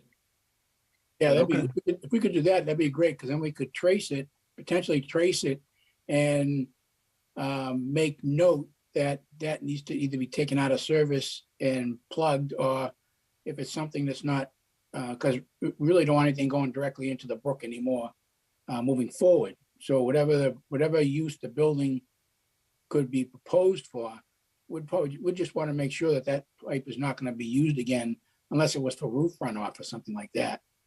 Yeah, well, that will not be non-contact cooling water either. Even then, if it's for roof runoff, I'd like to see that marked on the plan. Yeah, okay. Yeah. Let me look into that issue as well, Okay. but, as far as the drainage is concerned, there were, it wasn't direct discharge, it was, there were gas traps that were specified, although, maybe not force-foot sumps like we do today. I know there's a detail on the plan here. Gotta go the other way. Here's the detail of the deep, the catch basin, and I can't read it from here, whether it says it's to be 4 feet deep or not. But that's what was added for a catch basin, so it wasn't direct discharge, it went through Right. a gas trap. And I understand today that you'd put in a storm scepter or something, you know, but 30 years ago, you didn't know what a storm scepter was. Right. didn't Not at a sump. That's got a sump in it. It's got Yeah, a, I don't know whether but- it's 4 feet or 3 feet, I can't read Can't it. tell. Can't tell, but Through the chair, so if we vote granting a certificate of compliance, then these people are required to construct a service building that's been submitted with the notice of intent. So they're gonna go ahead and construct a new service building. No, it's all built. The buildings are there. Everything was built without a certificate of compliance. And then on the second, item 6, we're talking about a commercial building and a demolition of an existing building. So by granting the certificate of compliance, are we requiring these people to go ahead with these projects? No, the projects were all built, that's Yeah. it. The service building is on the right. And they were built without a certificate of compliance. They were built, you don't have a certificate of compliance when you build it. You don't, they were built with an order of conditions that was properly issued and properly amended. The certificate of compliance was never got, but there's no construction associated with this. It's all been built. The certificate comes at after you complete the work, right. Arthur.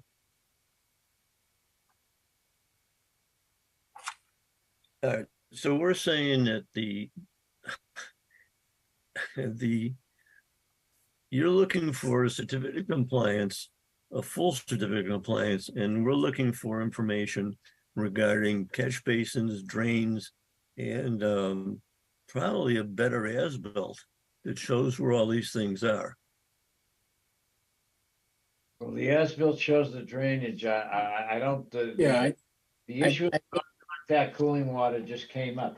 And again, I have no idea whose responsibility that was 30 years ago. And the person, the plant manager at the time is probably deceased because, you know, they were all older gentlemen when I was a young kid when I worked on this project, and they were all older gentlemen then, but we can go and try and find that pipe. We didn't know it was specifically an issue until Lucia mentioned that in her response.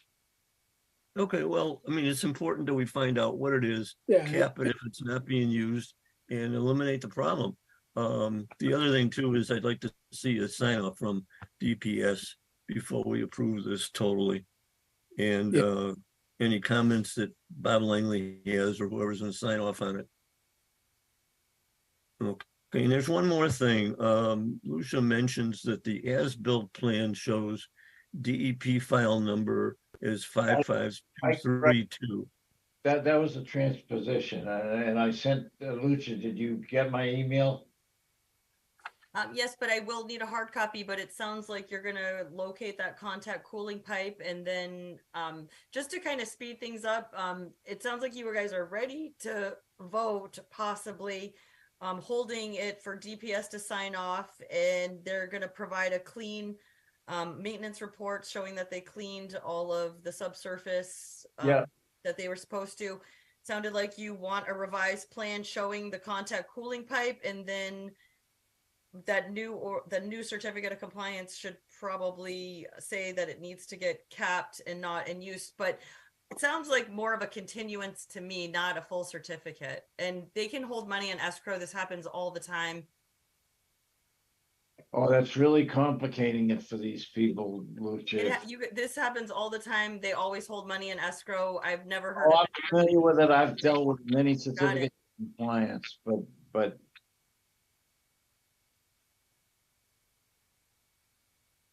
Well, based on the age of this project and the lack Yeah. of detail that's, that's filed, you're asking us to take, to give you something that we really can't back up.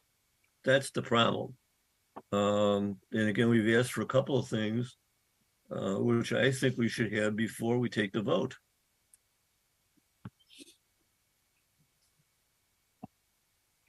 I would, under these circumstances, I would agree to issue the certificate and hold it, subject to getting back the information on the manhole and the drain pipe cleaned out, and at least the attempt to find that other plastic pipe, and get some feedback from public services.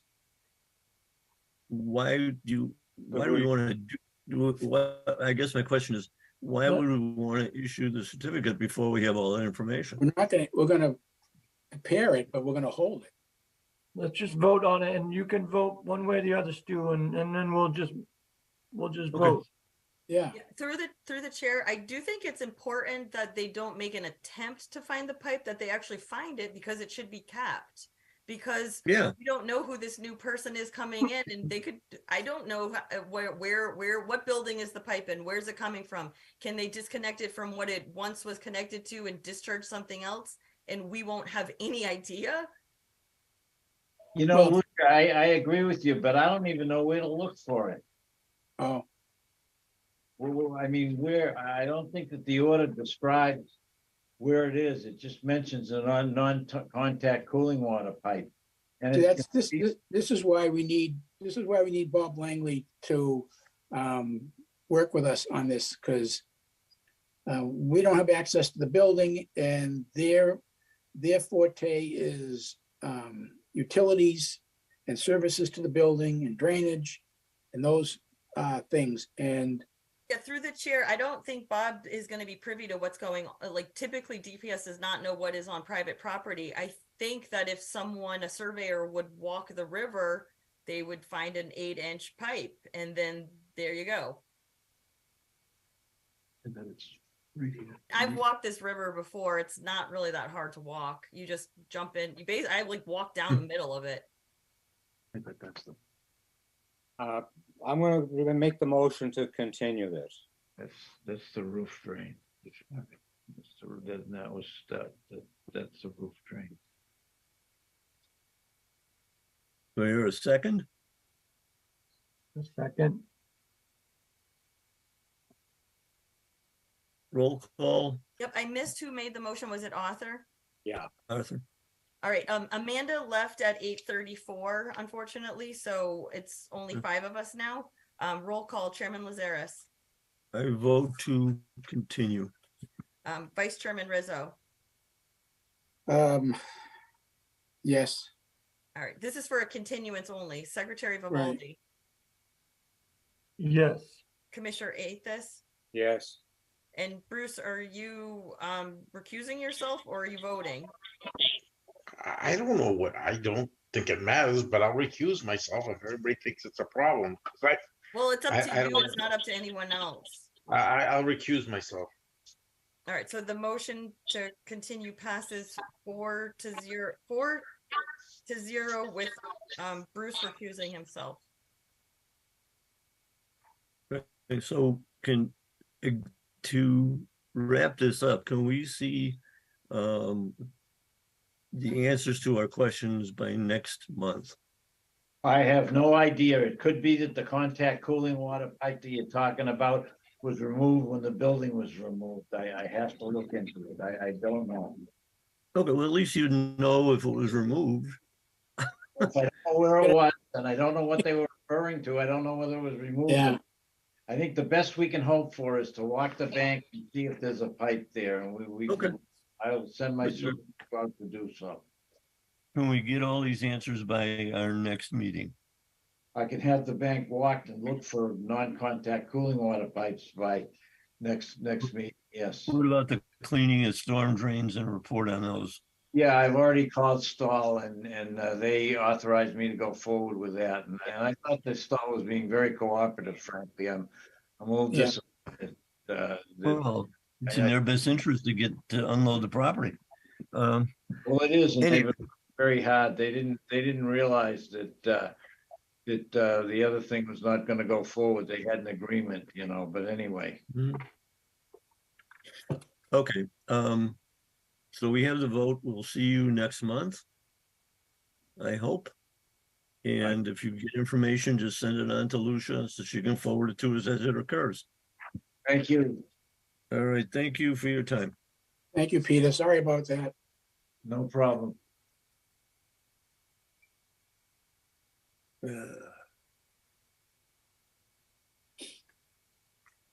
Notices of intent. Continued public hearing on notice of intent submitted by GZA Geo Environmental Inc., Dan Nietzsche, for Emmanuel and Rose Papanikolaou, owners, and JD Raymond Transport Inc., Will Boyle, the applicant. The proposed work is the construction of a stormwater infiltration basin partially within the buffer zone to wetland resource. Property is known as 25 Farm Ave, map 69, lot 006 and 007, Peabody, Mass. It sounds like we have memos from Bob Langley and the peer reviewer. Yes. Is there I any think it's, discussion on this? Yeah, I looked at everything. It looks like, for all intent and purposes, I think everything's in order. Horsley Witten this is their 6th technical review for this project. Have gone through the stormwater standards, and in every item they have concurred that everything's been addressed. They have recommended conditions, special conditions for many of the stormwater management standards that we can apply. And Public Services has looked at this also. And they have also there's a memorandum dated 4/25/23 that the applicant has adequately addressed their concerns. And they have, I think, like 5 or 6 conditions that they recommend. So I think we're at a point where we can approve this and move this forward.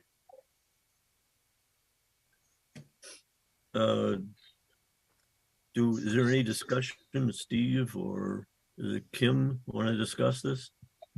Hi, good evening. Yes, Kim Croa and Steve D'Ambrosio. I just screwed up your last name on behalf of JD Raymond applicant. I'm happy to go over some of the questions that had been raised previously by the abutter. If the commission has any questions or expects to invite public comment from the abutter at this juncture. Well, I don't know if we need to do that. I know don't need to, yeah. They've worked hard on this also, and we appreciate their efforts that they have provided for their client, but also for us. It was helpful to us in many ways. But Horsley Witten has, again, they've gone through 6 reviews. They're satisfied with all the comments. There's still like 10 or 12 conditions associated with the stormwater guidelines, and Public Services has done the same, and they've got us given us conditions. And I think maybe it's time to move on. And just to confirm, we're completely fine with all of those conditions that have been suggested.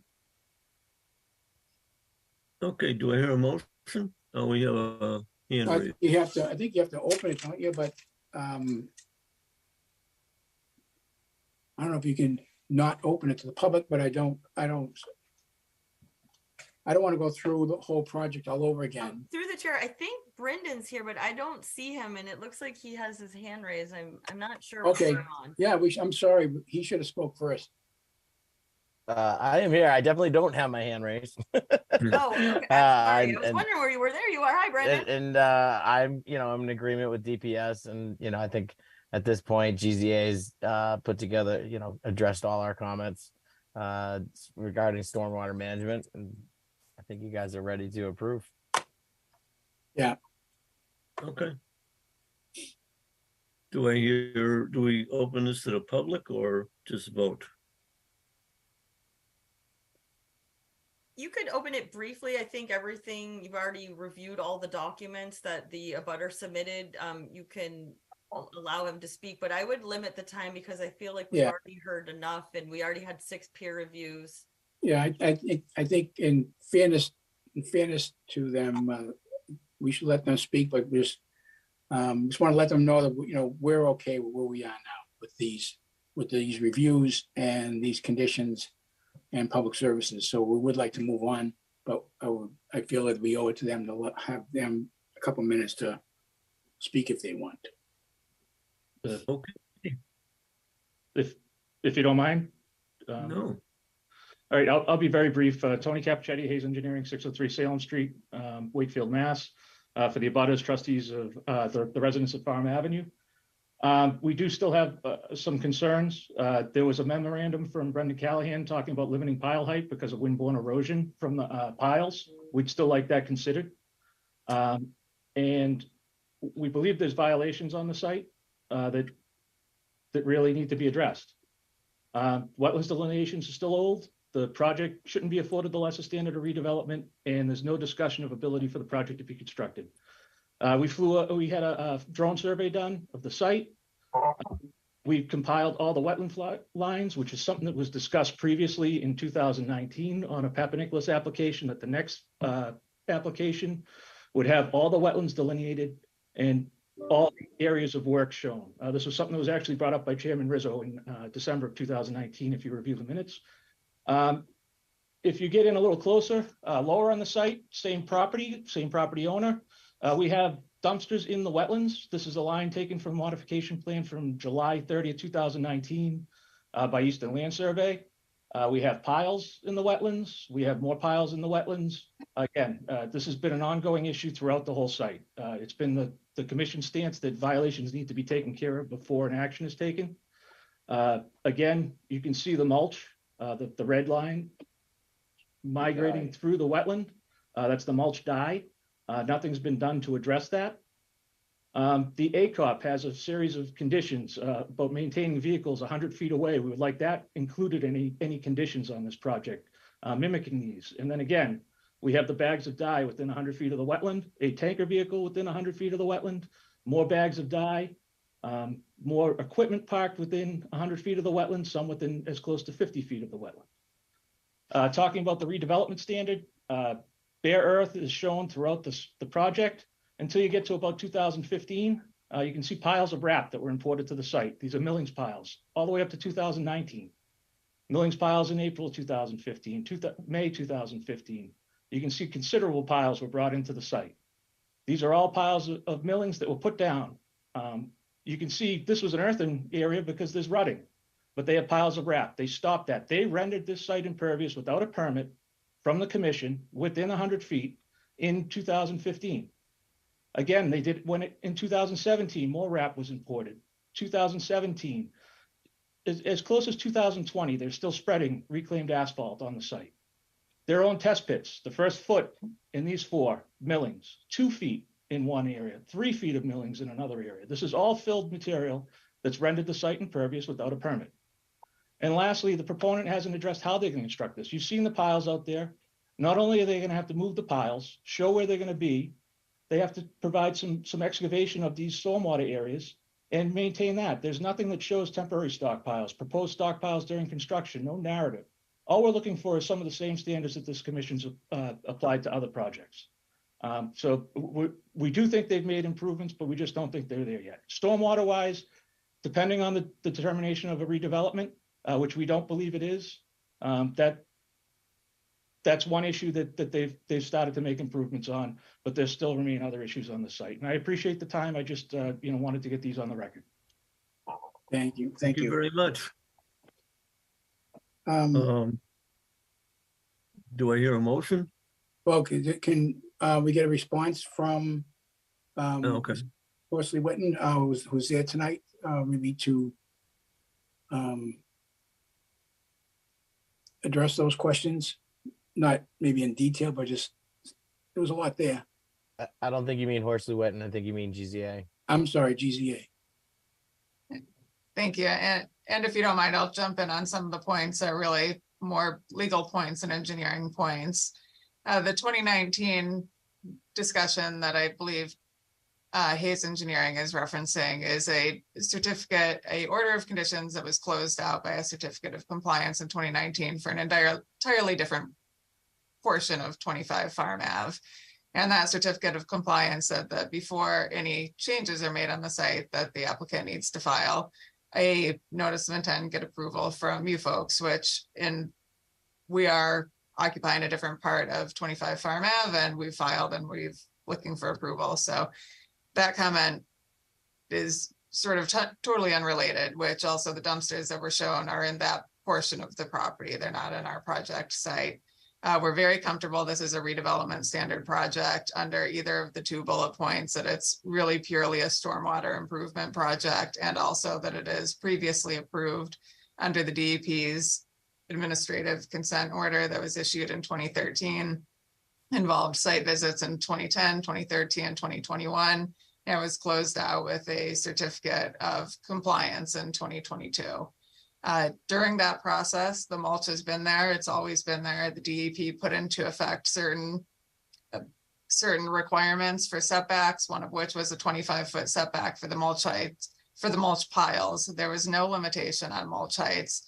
It's completely uncalled for from a conservation standpoint. The peer reviewer, when she looked at it with a fire issue, and that's what it is. The fire department allows the 60-foot piles, and we feel that that's completely appropriate in this circumstance. Many of the mulch piles are completely outside of the buffer area also, and we feel that the continuation of the mulch pile request is just an attempt by the proposed apartment developer to try to limit the mulch piles when they build their 66-foot tall apartment building. And we ask the commission to consider the information that's been given on the peer review and Mr. Langley, and vote to approve the project subject to the conditions that they had recommended. Mr. Chairman, I believe the project attorney for the residents of Farm Ave has had his hand up because he would like to be promoted as well.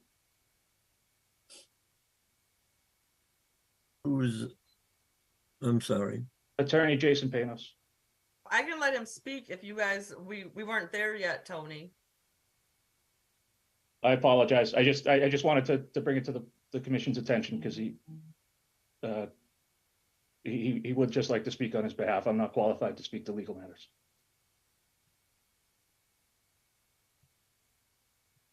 This is winding up being a huge meeting over stuff that's been done. According to what I've heard, all of the requirements have been met by the owner, and the issues about, I guess the only issue we would have is mulch flying into wetlands or into areas that are, not supposed to be. But we have, like you say, 6 different reviews of this thing, and all the changes have been addressed.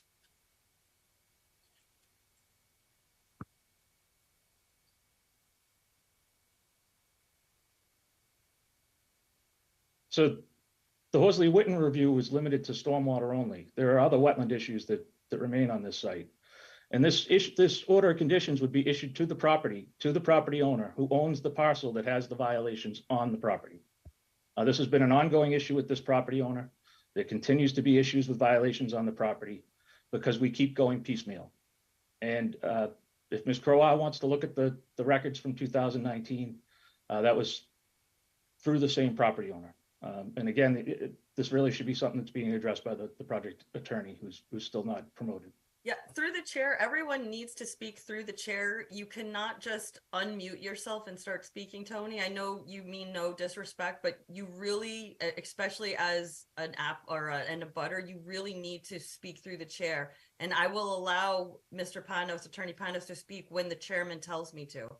But through the chair, I apologize. And I thought I thought that your last statement was a question that was looking for a response. No disrespect was meant. I just, one thing before Jason speaks, looking at the stormwater standards and so forth and items, like number 11, additional comments, the comments came up that the applicant has indicated that they are in compliance with fire and prevention, with Mass DEP and Peabody zoning. And they were just, I believe they were just waiting for the fire protection evaluation be provided and the documents provided to us once received. Just wanted to point that out.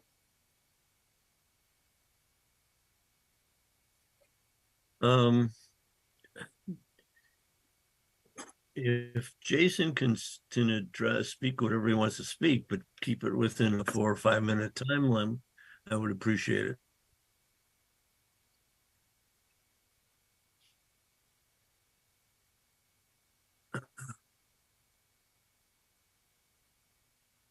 Jason, go ahead.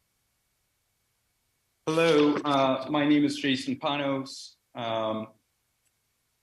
representing the project abutter subject to this NOI being Farm Avenue 2 Lots LLC trustee and the residences at Farm Avenue.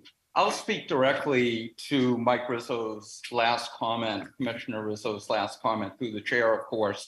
The fact is they are not in compliance with zoning. They are in violation with the requirements of zoning, and they are subject to an outstanding cease and desist order from the Zoning Board of Appeals. That is a fact. It is being litigated at the land court under appeal by J.D. Raymond, but they are not under any circumstances in compliance with zoning. They are also not in compliance with the fire code. They have not received to date their fire permit. And I also want to address this issue of this undue reliance on the ACOP. They did receive a return to compliance. Of course, you recall, there was an ACOP issued by the DEP having taken jurisdiction away from this commission. That ACOP was specific to a very narrow area of illegal fill, having nothing to do with the asphalt regrind and impervious surface that is on the property that Tony went through with great detail, which has been ongoing since 2015 right up through 2020. So this undue reliance on the ACOP and the return to compliance, as if this is some kind of panacea that solves all of the J.D. Raymond outstanding issues. It is not. It is very specific and has no application to the matter in front of the commission, nor does it have any application to the outstanding violations that Tony detailed. The fact of the matter is, our comments have been consistent throughout. We are not simply opposing for the sake of opposing. We do believe that the activities going on will not be addressed by an issuance of an order of conditions. They will not protect the affected resource areas, despite what the peer reviewer had indicated. We also continue to have serious concerns regarding the impact of the unpermitted and illegal mulch operation at the 25 Farm Avenue property, referenced in this after the fact notice of intent filing, which, as I indicated, also continues to violate zoning and the fire code, and all of which violate the Wetlands Protection Act and the Peabody Wetlands Ordinance. As such, we have experienced, as a result of the applicant's illegal activities, and we believe those activities unaddressed by any issuance of an order of conditions based on the supplemental materials. We believe that the aggrievement we have suffered as a result of this this unlawful use, which has been detailed. I'm not going to go through, given the late hour, things we have talked about in the past time and again. But those failures result in significant stormwater runoff, flooding, migratory materials and solid materials washing onto the 27R Farm Avenue property. And this NOI does very little to address and mitigate these issues. As such, we are and continue to be persons aggrieved under applicable regulations, specifically 310 CMR 10.057A. Status as a person aggrieved establishes the basis upon which the 27R Farm Avenue property owner may proceed with a request for action by the DEP to appeal the commission's order of conditions if it issues, and obtain a superseding order. And we do believe, based on the precedent that has been established by the DEP, this is not redevelopment, and that this superseding order of conditions will set aside the commission's finding to the contrary. We believe that the commission must first require the applicant to completely address the issues raised in the various Hayes correspondences to the commission. This should be the case not only for the portion of the property affected by the NOI, but as Tony indicated, also the other activities conducted and contemplated there, because the totality of these unmitigated disturbances are causing adverse impacts on the 27R Farm Avenue property, which will not be addressed by an issuance of the order of conditions on the basis of the NOI materials. The work and uses contemplated under the NOI are a contributing factor to these significant negative impacts that we are suffering and will continue to suffer. And we caution the commission against issuing an order of conditions until these issues are resolved in accordance with the requirements of the Wetlands Protection Act, the Peabody Ordinance, and the Massachusetts Stormwater Standards. We believe that the commission is making a mistake here, and we think that the DEP will reverse the order, quite frankly, and we have provided time and again consistently. We have not varied from our position here. We have not created new issues. We have continued to hammer home the same issues time and again, and for whatever reason, they've been set aside, although I'm heartened to know that Mr. Rizzo has read our materials and found them helpful. But again, this is not redevelopment. It's not redevelopment because, as Tony indicated, the activities on the property are unpermitted. You don't get to jump to being called a redevelopment project when everything you've done is unpermitted and illegal. And that is the case here. And an issuance of an order of conditions does nothing to erase that. In any event, I yield back to the chair, and through the chair, if Tony has anything to add to that, I appreciate your indulgence. Jason, I'm going to have to thank you for your input and your time. And you know, I can't agree or disagree with what you're saying at this point, but I would ask the commission to take a moment to think about whether we want to move forward with this and you know, go through an approval of this thing or not. Mike Rizzo, do you have anything to comment? Well, yeah, I think I've shared much of what Jason has said in the past. Mm-hmm. We talked about having fencing and barriers and mulch being covered so the dust doesn't blow all over the place.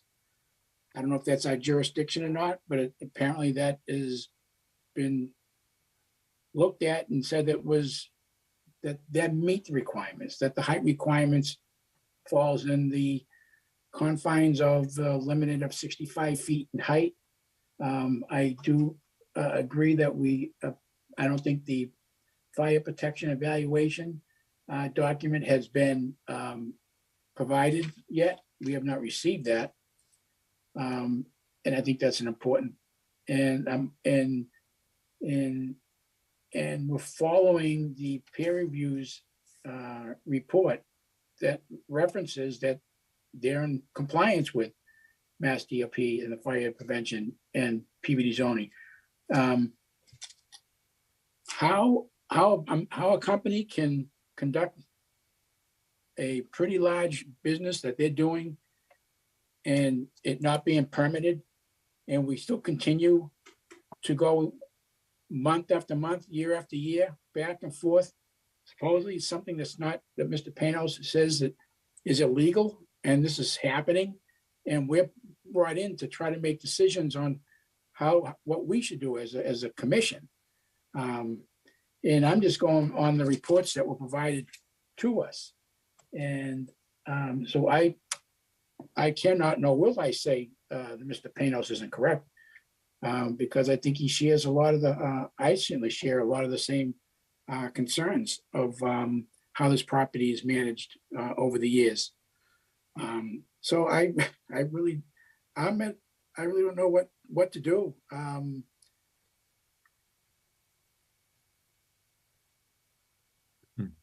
I was, again, public services have answered all their questions. Public services have said they're satisfied. Yet the things that Jason brought up are all things that all of us are aware of. And I don't know. The fact that somebody's coming in and building apartments next to this, so they're going to be subject to the dust and those kind of things. Well, this business has been here long before a new project, but apparently this business has been here. I'm just hearing from what Jason's saying, shouldn't be here at all. It's illegal and it's not approved. So where's the rest of the city in this? Why are we sitting here tonight under this pressure? I'm trying to make the right decisions, trying to help people run a business, continue to run a business, and also help developers when they're building next to something. How do we do our job? Where's the city in helping us with it? Is Brendan, can you talk about this? This is something that keeps going on all the time. It just keeps going on over and over and over again. And I personally don't know, I don't know which way to look. I don't know where to look. I think some of these issues are through the building department without having the zoning. I think, but we also have to remember the proposed residence, I believe, is a 40B project. So it's not even zoned for residential. They're going to do it through the 40B route. So, the use that they're proposing is not even, isn't really a type of use that you would want in the vicinity of this area anyways. But, that's why this area is zoned what it is. Yeah. And so, they decided that they wanted to do a 40B there to have residential next to an area that is typically, more industrial commercial uses. So, they picked that location, but with regards to some of the other issues, I think it's most of the zoning issues. That's more of the building department. At this point, I think everybody, at least I'm comfortable with issuing, I would, recommend the order of conditions or issuing an order of conditions. The stormwater management will be addressed. We talked about, we met with DEP and talked about the redevelopment versus new development. This was redevelopment. So at this point, I'm okay with, I'm okay with whatever the commission decides to do, to be honest with you. Well, I think the good part about having these agencies behind us to help us and to provide guidance where maybe we're at a crossroads is maybe we issue the order, approve it, issue it, and let DEP issue a superseding order. I don't think that's a bad idea. I mean, I think that's the direction we could go, and it would be totally legal. And it would raise all the issues that Jason Panos has listed through DEP. And through the chair, if I could respond very briefly, just to clarify the zoning question. The zoning compliance, no doubt, there's a cease and desist that issued. The reason that cease and desist issued was because after the comprehensive permit issued, the residences and Attorney Panos started asking the building commissioner to put some pressure on JD Raymond, which had been there for 20 years. And it was their belief that they were operating in compliance with zoning. There was a special permit requirement that went in place in 2013 that we believe still doesn't apply to them. But in any event, the reason that the cease and desist issued was because we don't have our Conservation Commission approval. That would be a requirement for filing for a special permit. So on one hand, they're trying to ask you to continue this out. And on the other hand, they have been telling the zoning board, well, you need to shut this down because they're not getting their approvals. So we've created the circular argument, and we are in the court right now fighting against that. And we have appealed it. Similar situation with the fire. The fire needs a hydrant to be put in. The hydrant is part of our plans. We can't put the hydrant in until we get the conservation. So we keep getting wrapped up and trying to move forward, but we really haven't been able to. And we have done a lot of progress. And I think that the commission has seen that. We're here before the commission. I'm quite sure they're going to appeal. I believe that we, in connection with our engineer and our discussions, we're quite confident that we satisfy the Wetlands Protection Act and the associated regulations and the stormwater standards. And so we would ask that you vote on the motion. And if they want to appeal it and make those arguments in front of DEP, then I expect that they will do that. Okay. Do I hear a motion? Well, we need to make a motion. I don't know if anybody from the public wants to speak, but we need to make a motion to close the public hearing. We're gonna make it.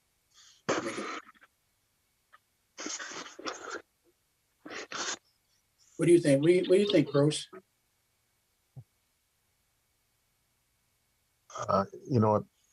To me, all the engineers in the world, and I know you're an engineer, all the engineers in the world can tell me that and again, I have no issue. I don't know enough about stormwater, and I don't know enough about the stuff at the site. But I work in Bach mulch, and I'm around Bach mulch all the time. And that's what that is. And in a windy day, in a 10-foot pile, the Bach mulch blows everywhere. So, and again, this has nothing to do with the abutter. There's no possible way that 65-foot high piles are not going into the wetland.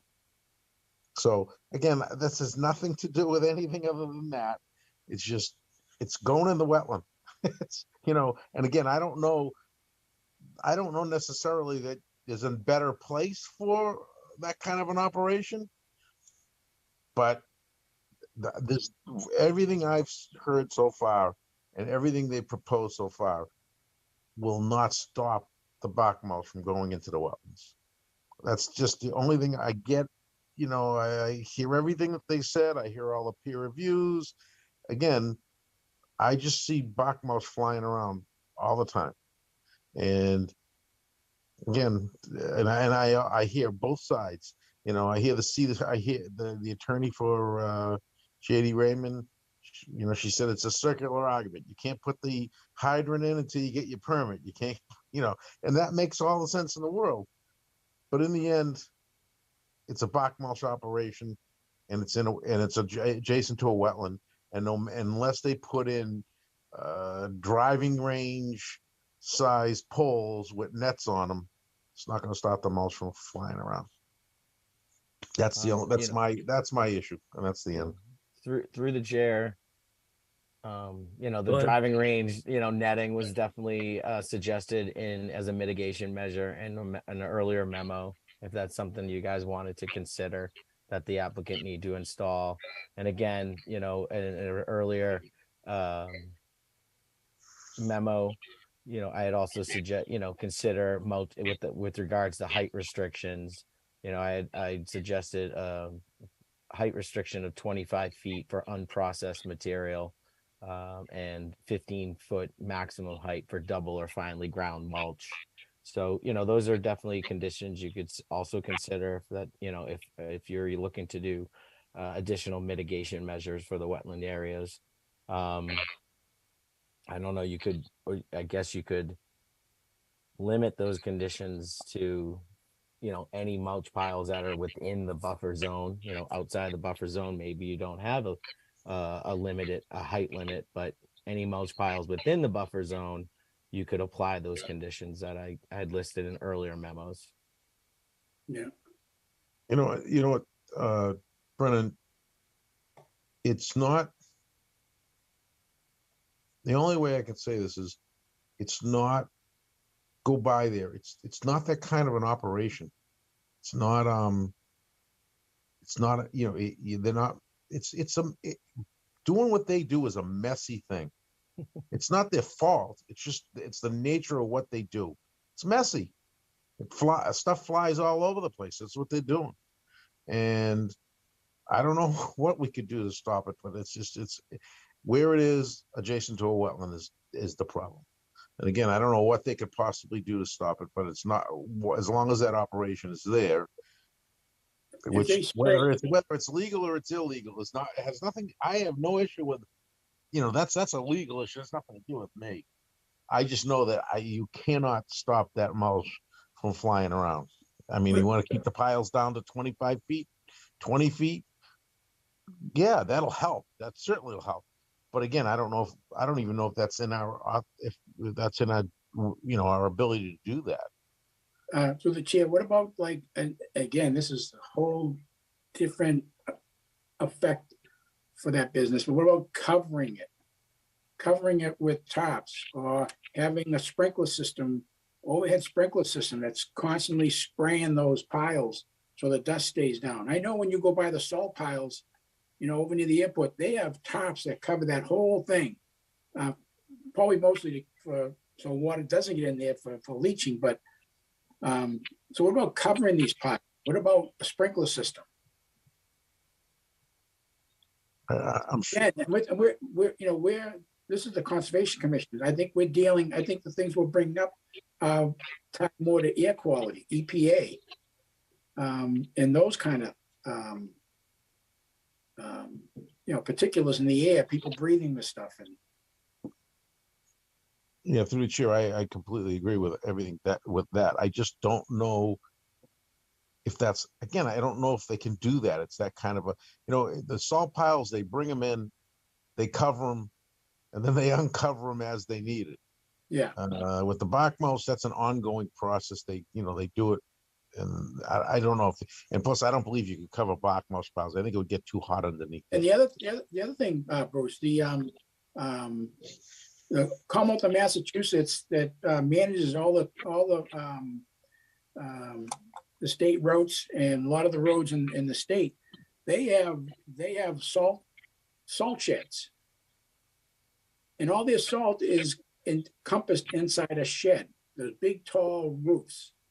I mean, granted, that's probably millions of dollars in construction costs, but those are possible solutions.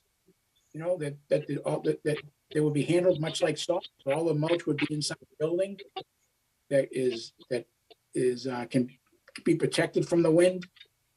And I don't know if that's kind of stuff that we should be or we can be requiring. I mean, we're up against a business that we're being told is illegal. But I think we have to keep ourselves, try to stay on the path of the environment and the Wetlands Protection Act and stormwater and those kind of things. But certainly, there's a lot of those, any one of those three things could probably help to keep down the dust and the mulch moving around by spraying it, sprinkler systems, covering it, or housing it. Again, that's true. I just don't know if it's such a massive site. I don't know if Yeah. any of that stuff is, I don't know if it's doable. That's all. I don't know. Um, I don't know that I'd vote. I don't know that I'm going to vote for approval just because of that one issue. I don't know anything. I don't know. I'm not smart enough to know if, I mean, the engineers tell me that they're in compliance with this or that, and the other thing. And, they say they done, they do the peer reviews, everything said they're in compliance. I only know about one part of it. So that's the part it's in my mind. That's all I know, but I don't believe they could stop. I will guarantee you that if we were allowed, which I know they're not going to, if we were allowed to walk that site along the edge, you'll see bark mouse in the wetlands. Absolutely. Tons of it, not just a little. It's impossible that it's not. So, but that's not, again, I don't think that, according to the lawyers and the people that are telling us, that's not one of the issues that we should be worrying about. That's all.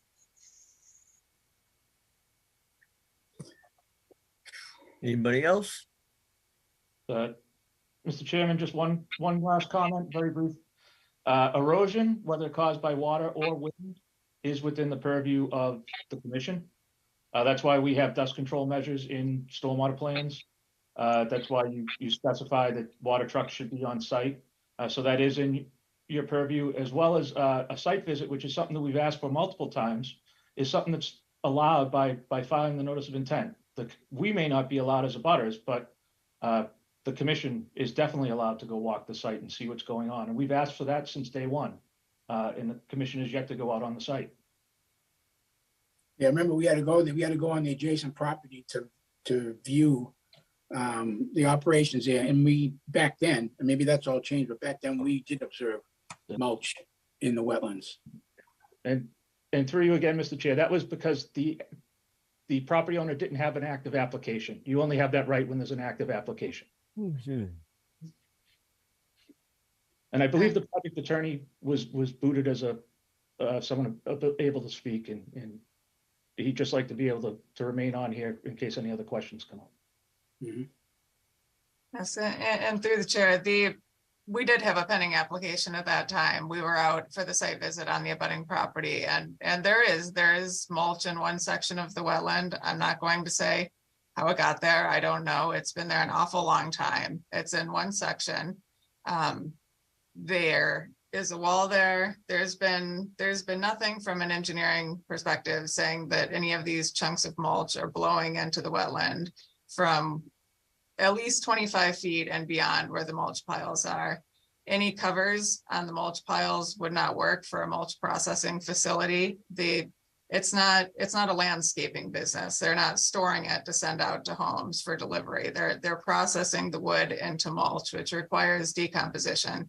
So putting a cover on it or spraying it with water increases the heat, increases the risk of fire. So neither of those are practical solutions, as is also the 60-foot piles. It creates the density for the mulch to be processed. So any limitation really puts the project out of business. And it's not there. The commission has not received anything besides sort of conjecture and speculation as to whether there's a risk of this blowing in there. What we believe is that at some point prior to the wall being put on, there was sort of a flooding where some of the mulch got carried into the wetland. But again, I don't know how it happened, but I know from looking at it and from having our engineers look at it that it has been there for an awfully long time. So again, we do ask you to vote to approve the application. Like I said, we're quite confident with the various aspects of the project. This is still going through zoning issues. We have various actions going on to make sure that this property is fully in compliance with all the portions of the city. And I would ask the commission to look at what's been put in front of them from all the different engineers, from Hayes, from us, from the peer reviewer, from Bob Langley. And there's nothing in there that's compelling, or from any sort of expert that would, compelling was the wrong word, from any expert that demonstrates that there should be a reduction in the mulch pile. The 60 feet is required to run the business, and anything short of that is effectively putting them out of business and putting us in the position of having to appeal the decision, even if it's an approval. So. Thank you. Thank you.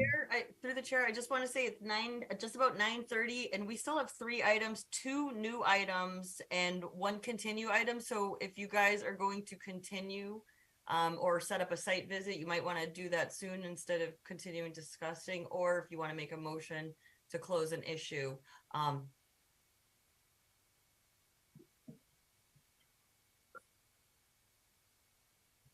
What I'm hearing, I would like to do a site visit.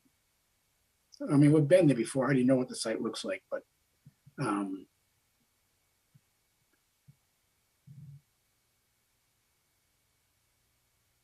I wouldn't even know where to begin to issue which orders of conditions on an approval. I think we need a night just for that. Through the chair, I believe the peer reviewer, as well as Bob Langley and Brendan, put it all in memos for you. So you would, if you were going to vote favorably, you could just attach all of their proposed conditions. And I thought I heard earlier a abutter said he was gonna, if you guys issued an order, they were gonna appeal it to DEP. So, I mean, if that's the case, I mean, DEP will now have their eyes, and we will also be involved in that appeal. Yeah. All right, that was one of the suggestions. One of the options I was in my head was that, you know, we certainly have the engineering support and public services support on closing the hearing and issuing a permit and issuing an order of conditions. And we do have a good list. I read it all. But this will be appealed. There's no question. And maybe that's where we need to go. Maybe DEP can help us with this. Can I get a motion to approve the application? It would be to close. No, you need to close the public hearing first. All right, can I get a motion to close the public hearing? Move to close the public hearing. Second?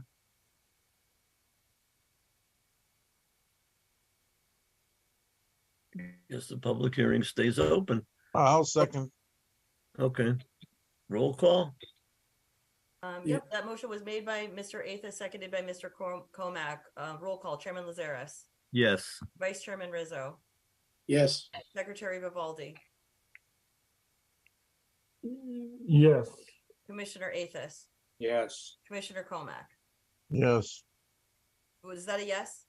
Yes. Okay, so it is closed 5-0. The public hearing is closed.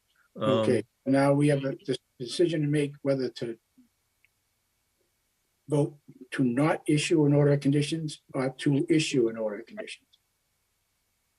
I'm looking for a vote to issue the order of conditions, including all those items that were prepared by Bob Langley, by Brendan Callahan, and by the peer reviewers.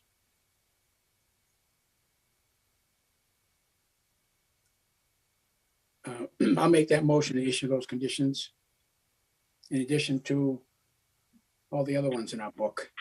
Can I point a clarification?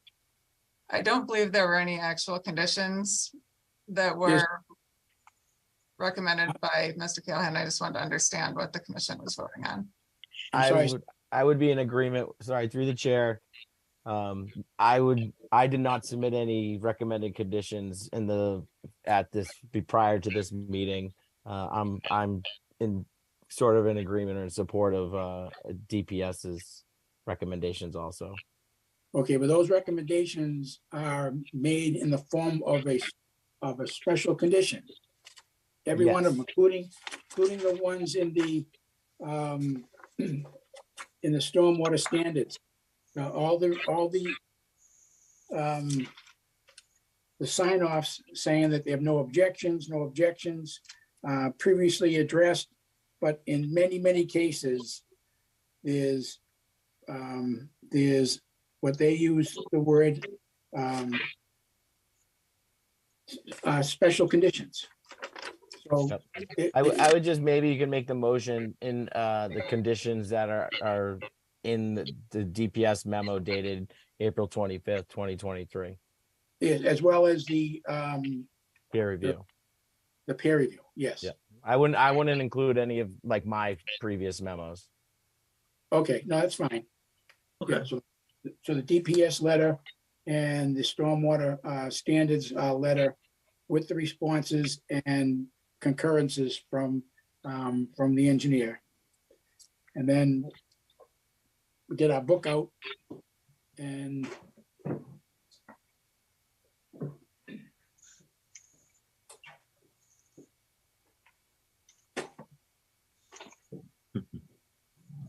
I don't know, Lucia, without going through all these,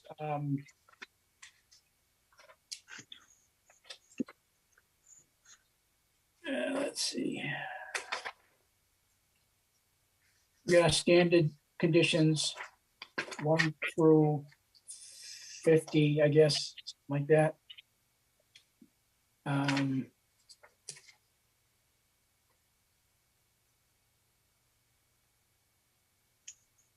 Checklist D, stormwater management, item number 2.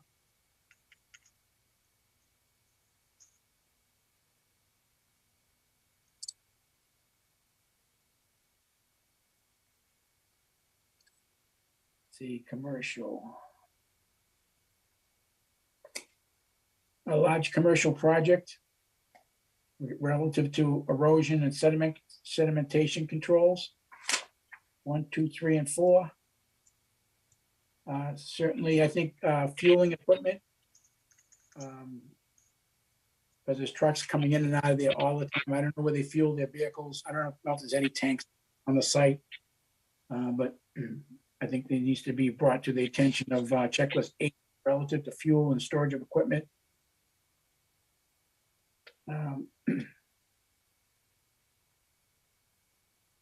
Checklist I, drainage systems and roadways. As a result of the close proximity to the operation, being as close it is to the resource areas, I think probably all 1 through 4 would apply.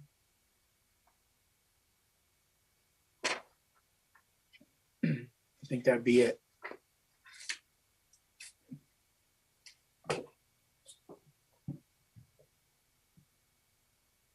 Do I hear a second? I'll second. Roll call? Yep, so that motion was made by Mr. Rizzo, seconded by Mr. Athos. Roll call, Chairman Lazares, Yes. Vice Chairman Rizzo, Yes. Secretary Vivaldi, Yes. Commissioner Athos, Yes. and Commissioner Comack. No. All right, so that passes 5-1 with Bruce voting no. I mean, 4-1, excuse me, 4-1 with Bruce voting no. You still have a majority. Thank you very much, everybody. Thank you. Thank you for all your time on this. Thank you. Thank you. I hope we come to the right in the end. I hope we do the right thing. Everybody. I hope everybody does the right thing. Agreed. Thank you. Have a good evening. Thank you We're all. trying.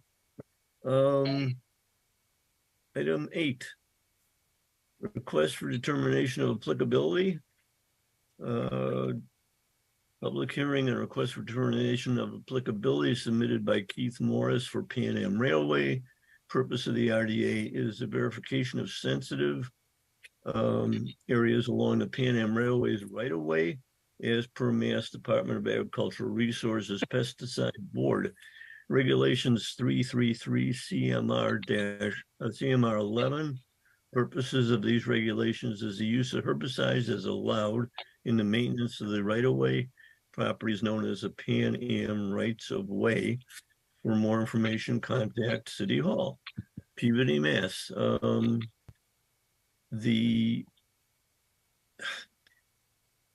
I guess I'm looking for at this point just a motion for negative determination with any conditions the Concom feels is necessary.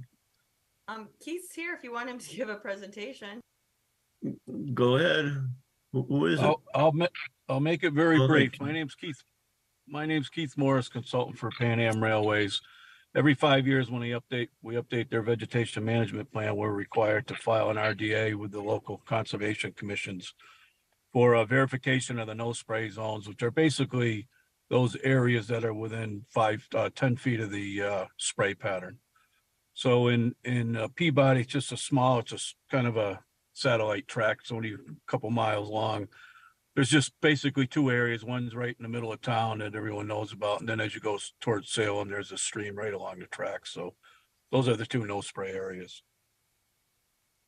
I think DEP has requested, if you approve those, a positive 2A that the boundaries are confirmed. And I always recommend that commissions, they put solely for the purpose of vegetation management.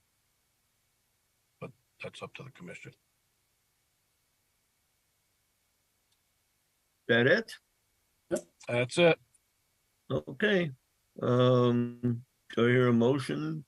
Well, you gotta open it to the public. Okay, we'll open it to the public. Vote to, we don't need a motion, just open it. Anybody else want to speak? I see no one with their hand raised. Motion to close.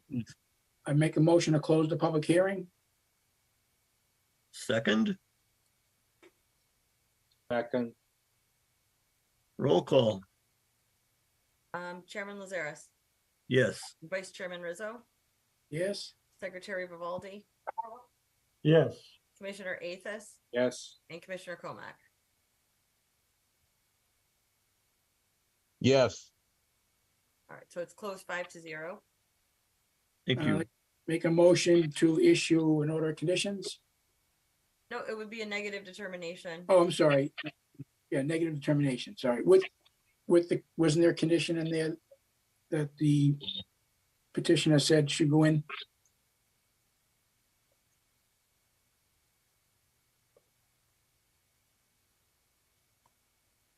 Well, it's a no spray zone. If I could comment through the chairman. Go Yes. ahead, Keith. Yeah, the determination would actually be I think it's a positive 2A that you're confirming the boundaries. And the extra thing I said was just for the purpose of vegetation management. But that's up to the commission.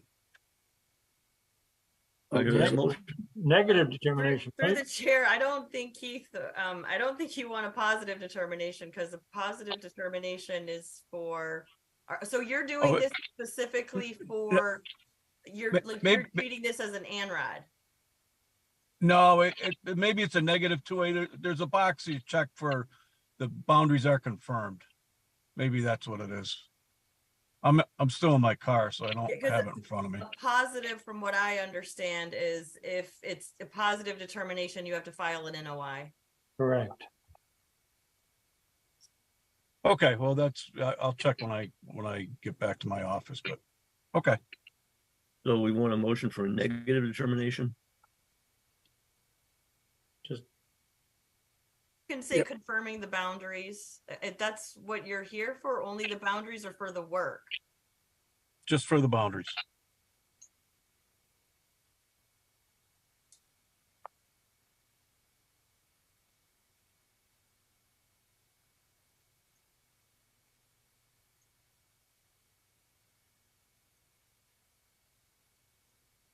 I thought these determinations were for the work, not for the boundaries so much.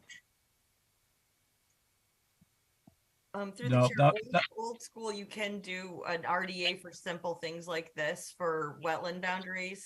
Not many people do it though.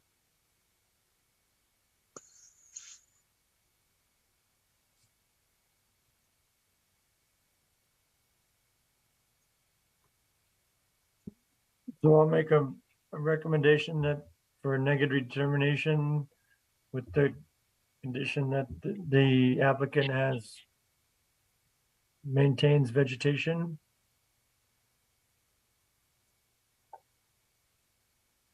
I think that would be, I think that's what would be appropriate.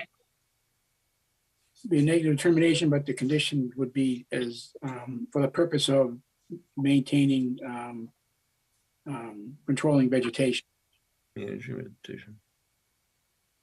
I did just pull up the determination, and I don't ever normally do this, and I believe he is right. It actually is a positive determination. I can read this. Hold on.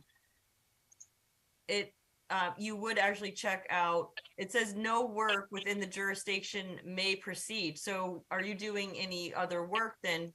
Because the positive determination, you would check off 2A, the boundary delineations of the following resource areas described on the reference plan are confirmed as accurate.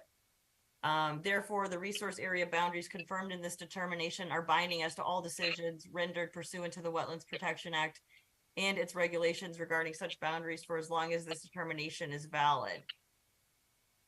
Right. If you look, and it was part of my submittal, there's like a preface from the Wetlands Protection Act that the actual spraying is overseen by the Department of Agricultural Resources. And in those regulations, all we're required to get is verification of the wetland boundaries through an RDA. The YLP itself, which involves the actual spraying, that's a whole different review process where you get the certified letter every year and access to the YLP to comment on anything you'd like. Sounds good.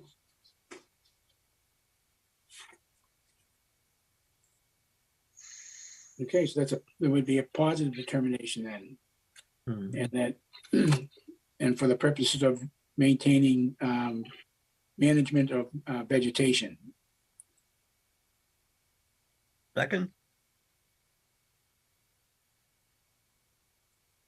Second. roll call.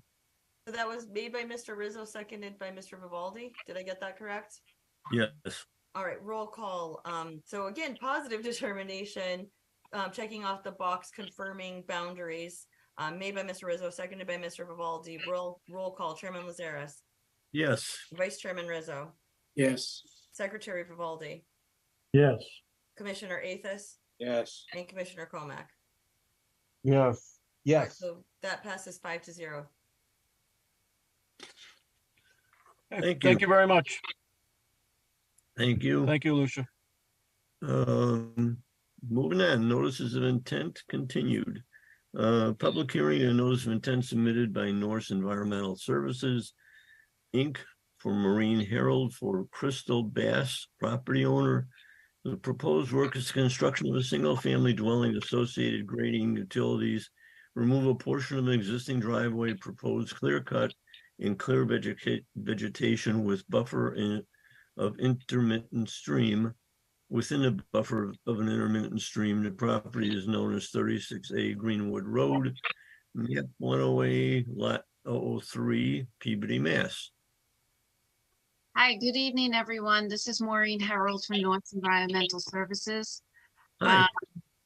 Hi, can I bring in the plan? You can bring it in. Excellent. I will try and keep this brief because I know you've had a long evening tonight. Well, there was a site visit today, which I didn't go to, but fill us in. Okay, so the scoop is we have an existing lot located here with a shed on it. We have a bordering vegetated wetland at the rear of the property that overflows into an intermittent stream. That's not shown on this plan, but the stream essentially flows to the north behind this house number 37 here. So this is the proposed plan. Wetlands in green, it overflows and it comes behind the house at number 37. What we would like to do is construct the single family dwelling. The orange that you see on the plan, that is the proposed erosion controls or the limit of work. This 100-foot buffer zone, that's the 100-foot buffer zone off the BVW in the back. We're not proposing any work in this location. We do show the 100-foot buffer zone off the intermittent stream that's located off-site, off the plan. And this purple color line is the 200-foot buffer zone towards the intermittent stream. So everything is within your local jurisdiction. The site will be serviced by town sewer and water. Performing some minor grading, and I can open it up to the commission with any questions or concerns. On the plan on the right side, you said that the intermittent stream is off the plan? Right, so the BVW is towards the top of the plan, and just about right about here is where the stream starts, give or takes, and it flows behind this dwelling at number 37.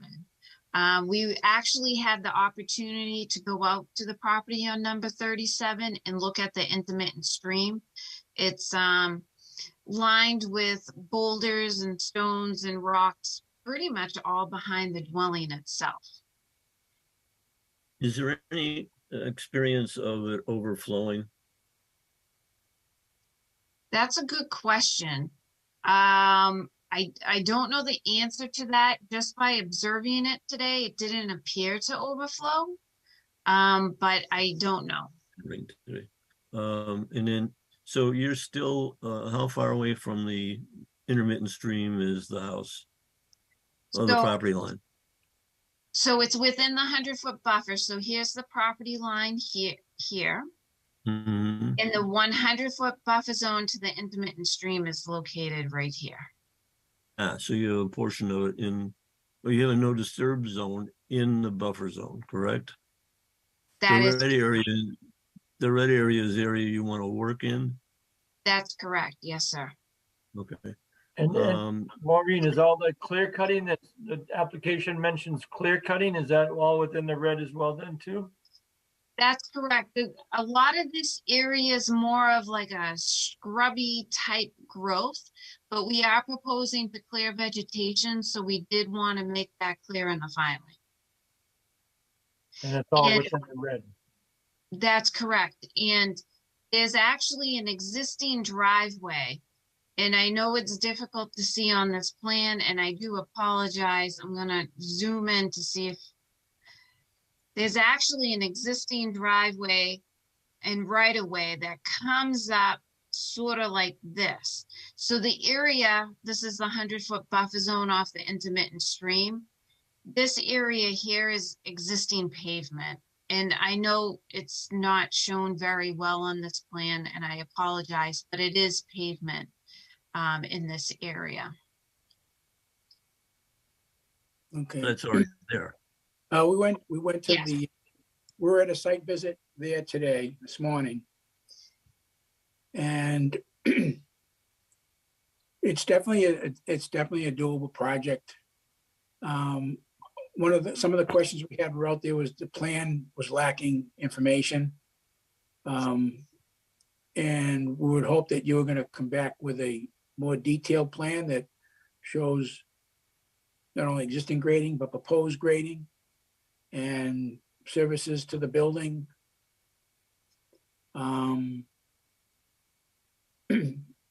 So these plans were, well, they're kind of old, right?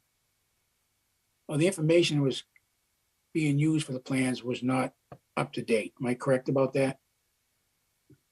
So the original plan that was submitted with the filing was a reduced scale, and it was difficult to see. Then we enlarged the scale as requested by the city. There are utilities shown on the plans itself that we're proposing. So it is in existing conditions. There is some spot grade shown in terms of grading in this area. We have a 91 here and a grading contour of 92. But I can certainly provide whatever additional commission information the commission would like to see. Yeah. Yeah, I think a clearer plan was pretty difficult in the field to distinguish between existing and proposed. And I think it won't be a big effort to bring those out so they can be seen better on the plan. Okay.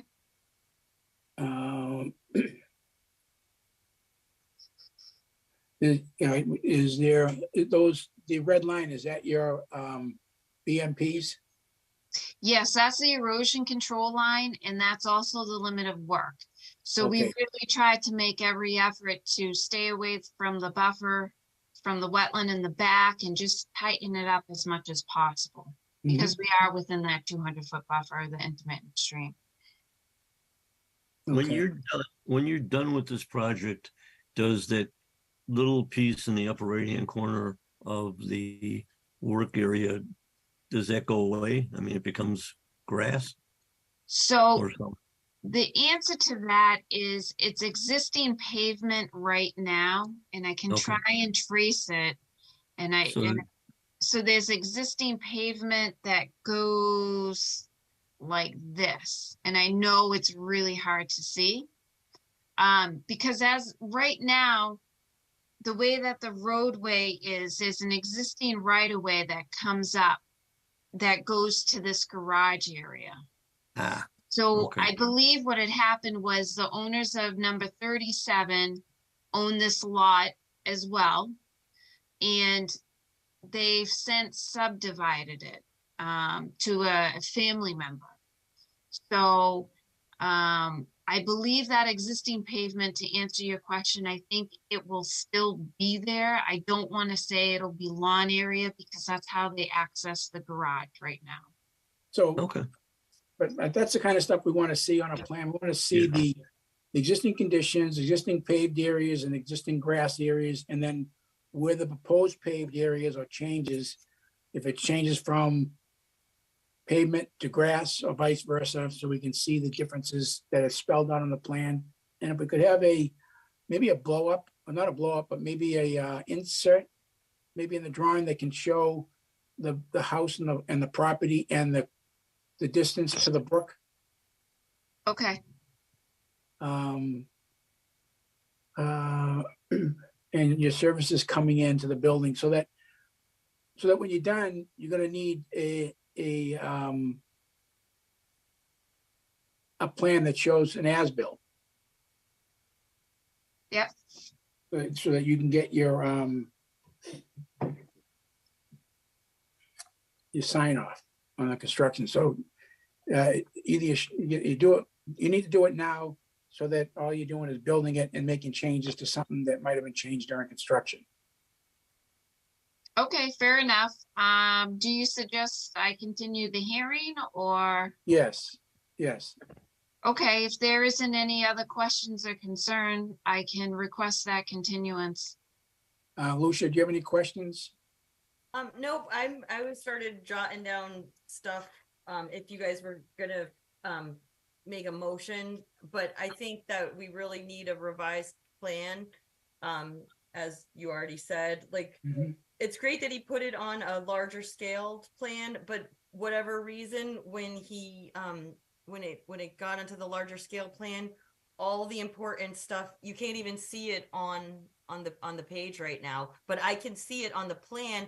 It's just so faint. It's in like this very, very light blue. It has the PVC water and the proposed sewer, but there's just no, it even shows the boulder area, the ledge rock area, but you can't see any of that on there. And I just don't think anyone is going to be able to build with this. And I am not going to be able to go back and know if they built it correctly. And I would separate the drawing. I would have an existing site plan, like the one on the left. Okay. And then the proposed site plan on the right. And then on the existing site plan, as well as suppose you could have like an inset that shows the location and proximity from the brook to the proposed work. Okay. That's not a problem. Could I possibly continue this for 2 weeks just to work out these details with the plan? You continue until next month. Yeah, our next meeting is next month. Give you a month. Oh, that's too bad. Okay, I'll take it. Move to continue. Or a second? Any comment from the public or have we already asked?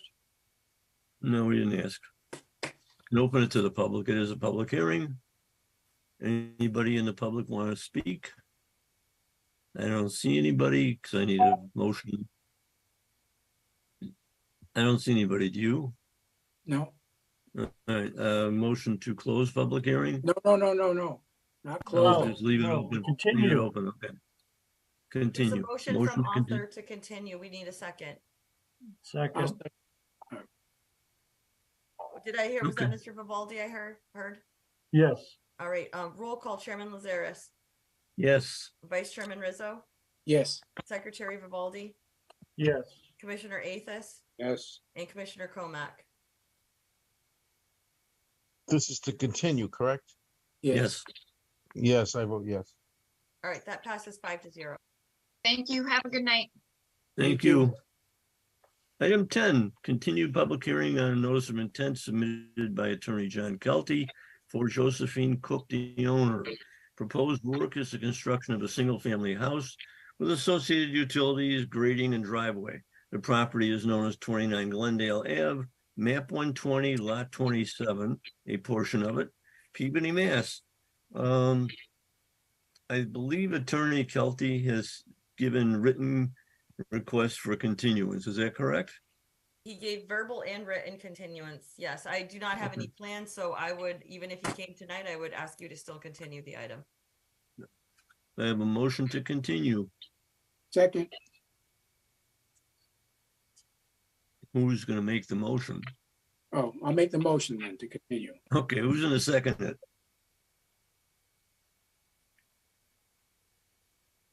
Any second? second, Roll call. All right, for the record, I believe Mike Vivaldi just left the meeting at 9:57. Ah.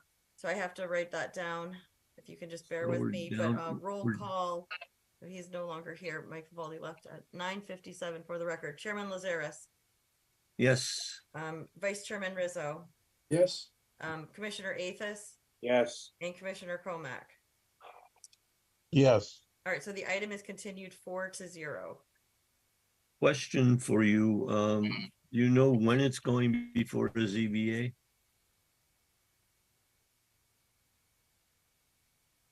You would have to call Carla, Okay. Carla, I don't, Right. I don't know. I haven't seen the agenda. It's Okay. probably possibly online already. If you want to go on the city's website, it should be on there. Okay, thank you. Item 11. Continued public hearing on a notice of intent for submitted by LEC Environmental Consultants, Inc., Andrea Kendall for the Oliver Estates LLC, Daniela the Oliver owner. Proposed work is construction of a 360 square foot single-story addition to the existing commercial building within the riverfront of Stormwater Brook. Property is known as 168 Main Street, map 86, lot 159. this is gonna be continued, right? Yes, you asked for stormwater and she is working on it. All right, Motion so to- the applicant's request to continue, huh? Motion to continue, Motion to continue. second, That motion was made by Mr. Rizzo, seconded by Mr. Athos. I'm going to go ahead and do a roll call. Chairman Lazaris, Yes, Vice Chairman Rizzo, yes. Commissioner Athos, yes, and Commissioner Comack. yes. So it passes 4-0.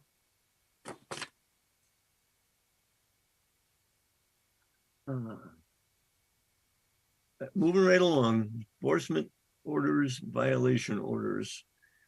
Number 12, or item 12, continued enforcement order issued to Alfred DeMambro, trustee, Regency Realty Trust, for the work located at 11-13 Wallace Street. These are ongoing as well as historic violations with this property, illegal dumping, appliances, etc., stockpiling of various items in the riverfront, floodplain, and fill in a FEMA floodplain, alteration of riverfront without permit, and ongoing use as what appears to be contractor's yard.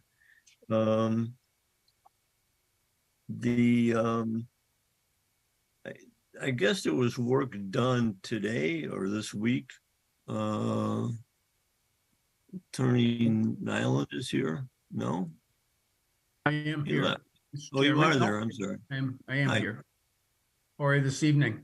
If it's 10 o'clock, it's time for me to be here, right? So nice, I guess. nice to be with you again. Actually, all the work took place except for one piece in March. We finished taking the, well, just to back up, if you recall, as you read, this was an enforcement order that was issued the end of last year.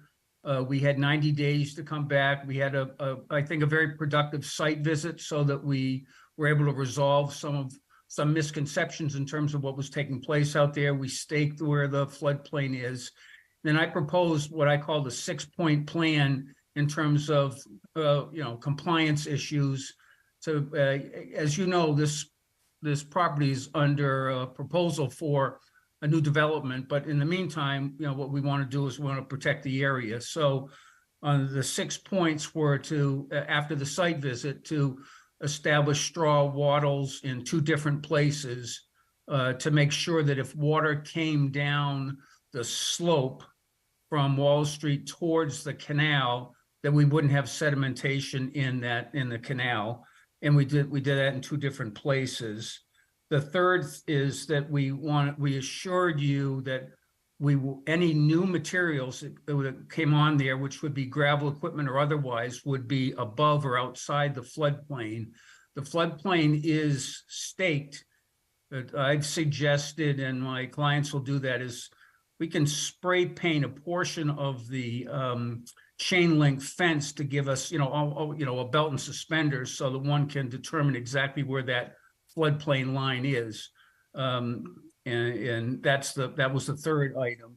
The fourth was to remove, there's a gravel and soil pile that straddled the floodplain, and it was, fairly recent. So that has been removed. That was actually removed last week, right around the terms of the rainstorm, and we didn't have any pictures until Friday. I'd sent pictures of all the other items beforehand, actually by last week. The fifth was you asked us to clean up some of the paper debris down by the post office down in that corner, which I don't know if it comes from Dunkin' Donuts or from otherwise. It's not anything that's generated by us. And Mike D'Ambro has cleaned that up a number of times. He has to actually do it by hand. And then the last piece that you asked us to do was to fix the catch basin, which is outside by the post office, just to make sure that that's operating correctly. So we cleaned the basin and we also stabilized it by adding some asphalt to stabilize. And I presented pictures of all of those to you in April and then back again last week. So all of the things that we've agreed to do, we have accomplished. I think what we're doing tonight is I'm here to answer any questions. I think from talking to council and to Lucia, the last thing to do would be to have a site visit so you can confirm we did the things that we've told you that we did, and hopefully then we can dispose of this enforcement order. Sounds like a plan. Sounds good. So we should set up, well, I'm gonna ask Lucia to take care of setting up a site visit date. And we can all look at that and continue this till next month. I think that would work. That would work for us. Okay. Have you taken away the stuff that was in the floodplain and lowered the level? Yeah, so if you recall from the site visit, when we were standing there, there were a couple of piles of gravel and soils in that area that we use. There was cement block too. The cement blocks are above, I believe. Okay. But the material that's a fairly stable site, as you know. I mean, it's been a contractor's yard. So I think what we were most worried about was loose sediment. So that gravel and the sand. So the first thing we did was we put the wattles around it, and then we've removed that and taken it outside of the outside. So it is removed. Okay. Yeah. And that was the last picture that I sent to you, to Lucia, on Friday. You may not have seen it until yesterday. But But that was the last piece, and there was a picture I sent along to show you that that was, that had been removed. Okay. So Lucia, Okay. can you set up a site visit at some point before next month? Yeah, who wants to, Mike, I'm assuming you definitely want to be there. I Yeah. obviously will be there, Attorney Nyland and probably Attorney Lashway. Is anyone else? Yeah, I just me. don't want to include too many people because that's when it become, if you want to be involved, I will, of course, will include you. But once we start getting everyone and like 7 people, 9 people, everyone's got different. So if everyone wants to be there, that's fine. We'll have to send out a doodle poll. But if it's just a few people who want to go out to verify, like myself, like Rizzo and Stu, or if everyone, I mean, Author, do you have a hankering to get out there again? Yeah, no more than three. No, you can have, we could all be there. Oh, okay. There's no limit. You just can't, you I just say can't, it like becomes a you public. can't deliberate. You can't. No, you we can't can't, delib- we can't discuss the project on the site if there's more than 2 of us. No, you So, can't, you can go there. You can't deliberate and you can't discuss right, decisions, right. but you can all ask questions and be there and observe. Yeah, you actually cannot ask any questions. I just went through an open meeting law. You actually cannot ask any questions. You can't even point at a pile and say, look at that pile. All you can do is go there and take pictures. No discussion. That's all we can do. So everyone can come if they want. I'm just for scheduling, it's easier with a smaller group is what I'm trying to say. But if everyone wants to go, I'll send a doodle poll, and it might take a week or 2 to get it set up though. You could always post it as a public meeting, then you could ask questions, you know. Are you going to allow people on your property though? That's the problem. Like, Well- are you going to, if like 5 people from the public show up, do you want them on the property? If that's the case, sure. Well, we would be looking to have, I don't think anybody's expressed an interest except for the commission, to my knowledge, in the months that I've been in front of you, but whatever works for the commission, if you want to then, you know, post that as a hearing so you could have more commission members, that's fine, or just have somebody report back to the commission, whatever works. I'm not even sure that Elizabeth and I need to go. I think it's more of a factual rather than a, you know, an advocacy time, so. I'll talk to Elizabeth. I think it's important that you be there. Okay, well, then I'll make sure that I'm there. I would also invite Attorney Lashway to be there too. Yeah. Yeah, I'm sure if I'm going to be there, Mr. Chairman, she'll be there. Yeah. All right. Why don't we do this just for the sake of time? I will send out an email including Attorney Lashway, Attorney Nyland, and the commissioners. Do not reply all, even though it's for scheduling purposes. I really don't want people replying all ever, just because you never know. And then if there's only a few of you who want to meet, you just have to remember when we're out there, and if it's not posted as a public meeting, we really can't have any discussion at all. It just, and Attorney Lashway, if she's there, she will remind us of that, hopefully. So I'll send out an email and we'll go from there, I guess. Okay. Because I want everyone who wants to be there, I want them to be there. Okay. Great. All right. Motion to continue. We're going to continue then. Okay. Second. Roll call. Motion to continue the meeting. Yep, I heard you. I'm just not quick with my unmute. So that motion was made by Mr. Rizzo, seconded by Mr. Athis. Roll call. Chairman Lazaris. I vote to continue. Yep. Vice Chairman Rizzo. Yes. Commissioner Athis. Yes. And Commissioner Comack. Yes. All right. So that has continue. It is continued until June. And I will send out an email. Hopefully I remember tomorrow. Attorney Nyland, if you could do me a huge favor and just send me an email, maybe like before you go to bed, just send me an email right now and just say, Lucia, set up a site visit. And then that'll be on my docket for tomorrow. I sent you an email earlier. I wound up being on the train and we were hijacked because of that fire in Everett. We couldn't get out of North Station. but they wouldn't let us out. So I did. So I'll send you another one. Okay, All right. Thank you for your time this evening. Thank you. thank you, and we'll see you soon. Okay.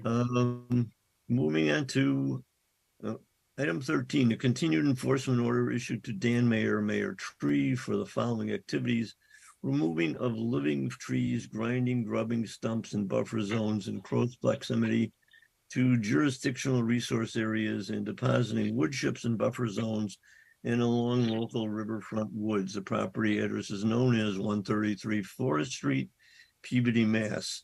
I'm still waiting to hear from Attorney Khan. Have you heard anything, Lucia? Nope, I did speak to him and he said that he would continue the item until you hear otherwise from him. Okay. Continue. Second, Roll call. All right, that motion was made by, did I hear Mr. Rizzo? And then who seconded it? I'm sorry. I did Arthur, okay. Roll call, Chairman Lazares, Yes. Vice Chairman Rizzo, Yes. Commissioner Athos, yes. and Commissioner Comack. Yes. All right, someone does have their hand raised. I'm assuming it must be their attorney. Would you like me to allow them to speak? Or okay. I would just suggest it's kept brief because we already have heard from our legal counsel and he specifically said continue until you hear otherwise from me, and I have not heard from him. But I'm going to go ahead and unmute.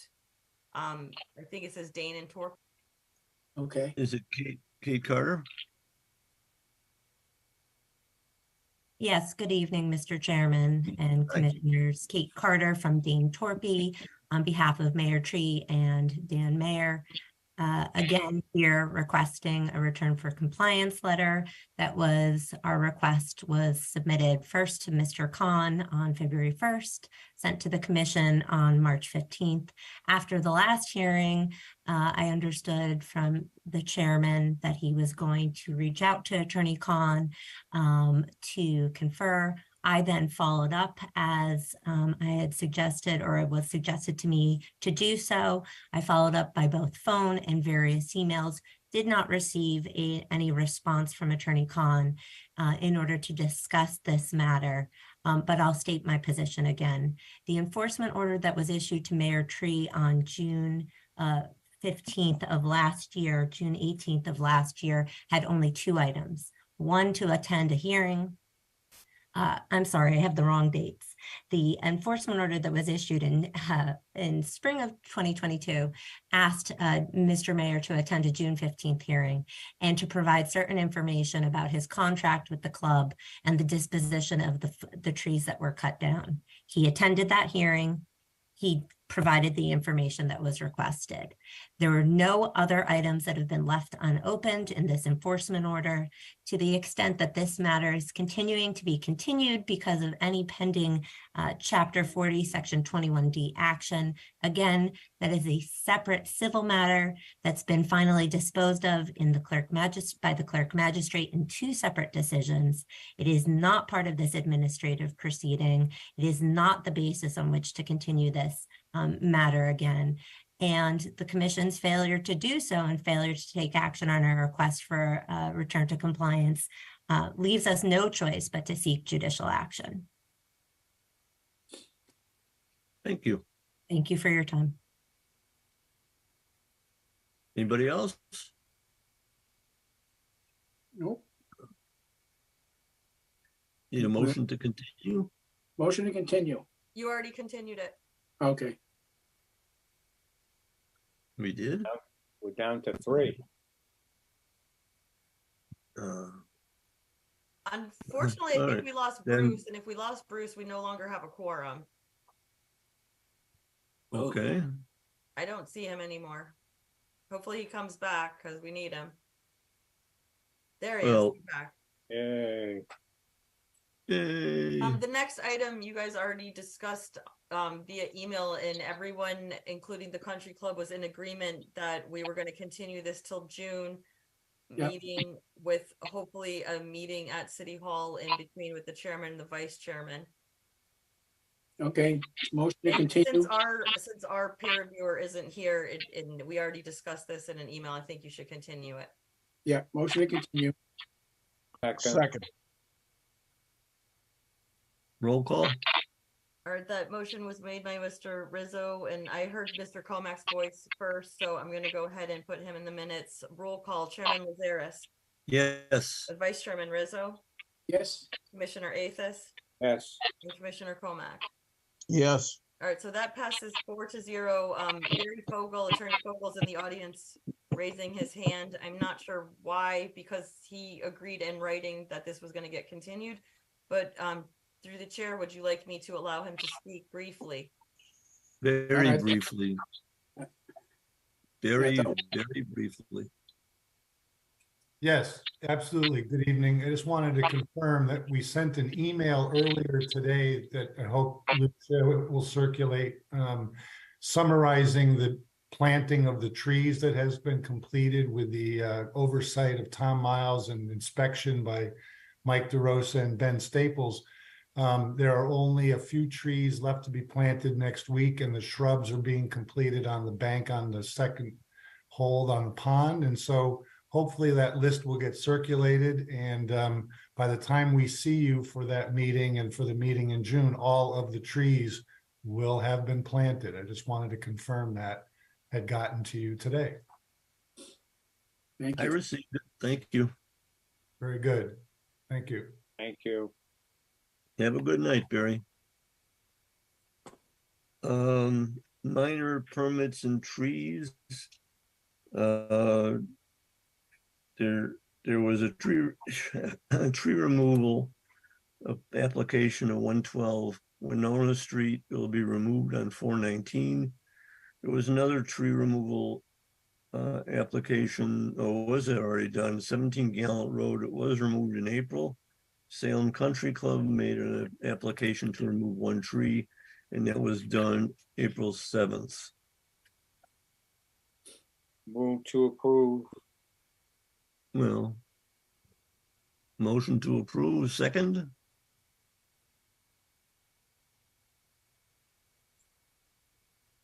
We approve. Second.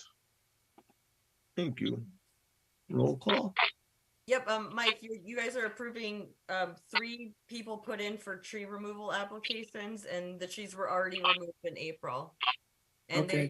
I know you don't have access to the OneDrive right now, but they're all on the OneDrive. Okay. Yep. I do have to do a roll call. That motion was made to accept by Mr. Athos, seconded by Mr. Comac. Roll call, Chairman Lazaris. Yes. Vice Chairman Rizzo, Yes. Commissioner Athos, Yes. and Commissioner Comac. Yes. All right, so that passes 4-0. All right, last I have, well, I got 2 things that are on the minutes is other items under minutes for February, March, and April. Can we get approval on all 3 at the same time? Get a motion?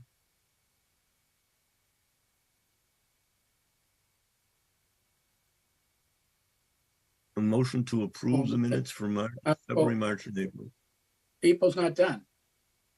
They've all been circulated. I mean, if you guys could vote on February and March, if you don't want to vote on April, but they've definitely all been done and they're all on the OneDrive. And again, I know, Mike, you don't have access to the OneDrive Yeah. this week. I started putting them on the OneDrive because I was advised not to be circulating emails in case people reply all. Okay.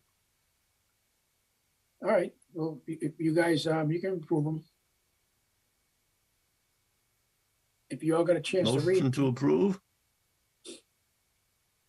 Second.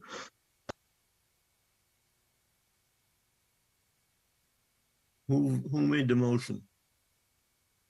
Mike? No, motion to approve. Second. I didn't read it. The pictures are showing up all over the place there. All right, I have a motion to approve February, March, and April moved by Mr. Comac, seconded by Mr. Rizzo. Roll call, Chairman Lazaris, Yes. Vice Chairman Rizzo, Yes. Commissioner Athos, Yes. and Commissioner Comack. Yes. All right, so those are approved 4-0. Thank you. All right, one more thing that I want to talk about briefly is Lucia sent me, and I think she sent it to everybody, a link to a presentation by a law firm talking specifically about the open meeting law and changes currently in effect. Has everybody seen this? Because it's important to look at it and Yeah, I will. understand what we're doing, because if you haven't looked at it, look at it and make sure that you understand it. It's pretty simple in terms of what you can and can't do, but everybody should be aware of it. Okay? Okay. And there was something we mentioned in the beginning of the meeting that I forgot to write down, but we said we would pick it up at the end of the meeting. Said 49 Tremont if you guys wanted to. Oh. I mean, I can issue an enforcement order on my own. I Do know the exactly what enforcement. needs to happen out there. I can call Bob tomorrow or next week and find out. I mean, you guys have an issue. We want the sidewalk in. We want the curb in. We want the top There's coat a- on. There's a retaining wall missing. What? There's a retaining wall he tore out. Oh, that has nothing to do with us. That is not in our jurisdiction. So you need to move on Because about it's the not, giant okay, retaining that's a wall. building inspector thing, okay. Yeah, that is not, but the area near basically the roadway and that a portion of that front lot that is empty is in our jurisdiction. But at this point, and the stormwater is all under our jurisdiction. So that there's still an open order though for that. They have not gotten their certificate of compliance. I believe they Okay. only got a temporary occupancy permit from the building department. I don't think we ever gave them anything. We did not. Okay. And the guardrail. Oh yeah, I didn't. I didn't even notice how interesting looking that guardrail was until Bruce, you said something. And, Well, yeah. there's two interesting things. One is the guardrail that's in place isn't compliant. And the other thing is the other guardrail, which is at the end of the head wall, is missing. I mean, there is no guardrail. No. Well, we can have Mike Bonfiglio. That can be one thing that I tell him he has to do. He has to put in some sort of so no one can drive off of his property. Yeah. I don't think that was shown on the original plan though. I mean, let me discuss it with him. He seems to be, a pretty responsible business owner and he wants to do the right thing. I think if I approach him, I'm going to write it down. I think if I approach him, he would. You don't need, well, you might need a fence or something for safety reasons. You don't need guardrail on the other side of the brook. That's not other side of the brook beyond the driveway. It's the guardrail that's installed along the roadway that's not non-compliant. And at the end where the head wall is, as if you were on the site and you were driving up the hill to leave, there's no guardrail at the head wall. Yeah, so that's what so the guardrail along the roadway, that's on Bob Danisco. So I wrote it down. I'll talk to him about that. It's not crash safe, I think you said. What did you say? Not crash, well, it's not crash tested, but it's not compliant. What did I just write it down? Not. And then the other one, the guardrail where you're talking about the head wall. At the head wall, there's no you're right. guardrail. Yeah, we should have something there. Yeah. So I can talk to Bonfiglio about that. Bonfiglio at head wall. Would a fence be okay? Fence would be good on the other side of the brook, so that nobody falls in, like a person walking. Oh, I mean the brook. It's like 2 inches water. No, but how far down It could fall in. Isn't it like 8 Yeah. feet something or not? No, like you mean like in the actual, like you're standing where he put all those plantings? Yeah.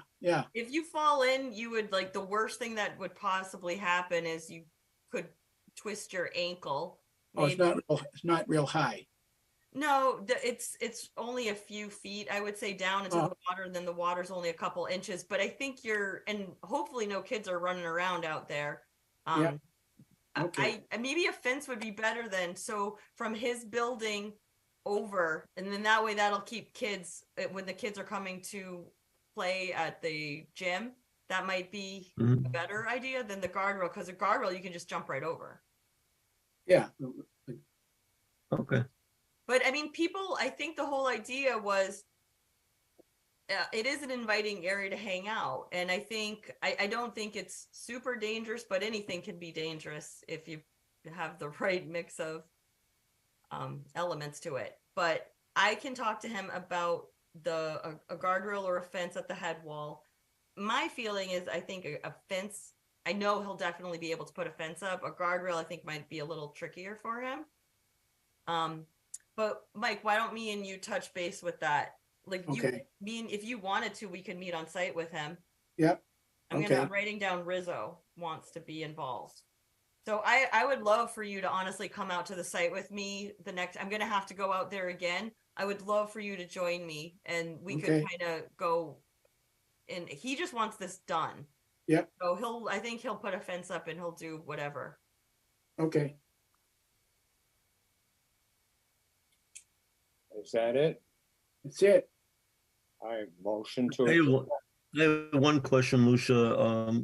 Can you, or should I just call the building inspector and get a response on the site visit where everybody showed up? I mean, if you want to send me an email, I can forward it. We don't really have a building commissioner. We have an acting building commissioner. We're borrowing Salem's. I think it's Tom St. Pierre. So if you want to send me an email, say, I want to know what's going on, just so I remember. I mean, if I remember tomorrow, of course, No, I'll I do understand. it. I'll But if send you it. send me I'll an send it email, out I will definitely do it. I'll send it out tomorrow morning. All right, great. The other, because it would also include Langley. He was there. Will Pollitt. I'd like to find out what their thoughts are. Yep. So, okay. And I understand it's not our jurisdiction necessarily, but I would like to know. Do we I have have a a motion motion to adjourn. Motion to adjourn. Second. Good night, all. Raise your hand. Raise I your am hand. going to do a roll call though, because the open meeting law says I am required to do a roll call. Chairman Lazaris, Yes. Vice Chairman Rizzo, Yes. Commissioner Athos, Yes. and Commissioner Comack. Yes. All right. Good the night. meeting Thanks, adjourned everybody. At 10:28 p.m. Thank you so much, everyone, Thanks, for sticking around till everybody. the end. Hey. Ready. And thank you, PAT. Drive safe, everybody.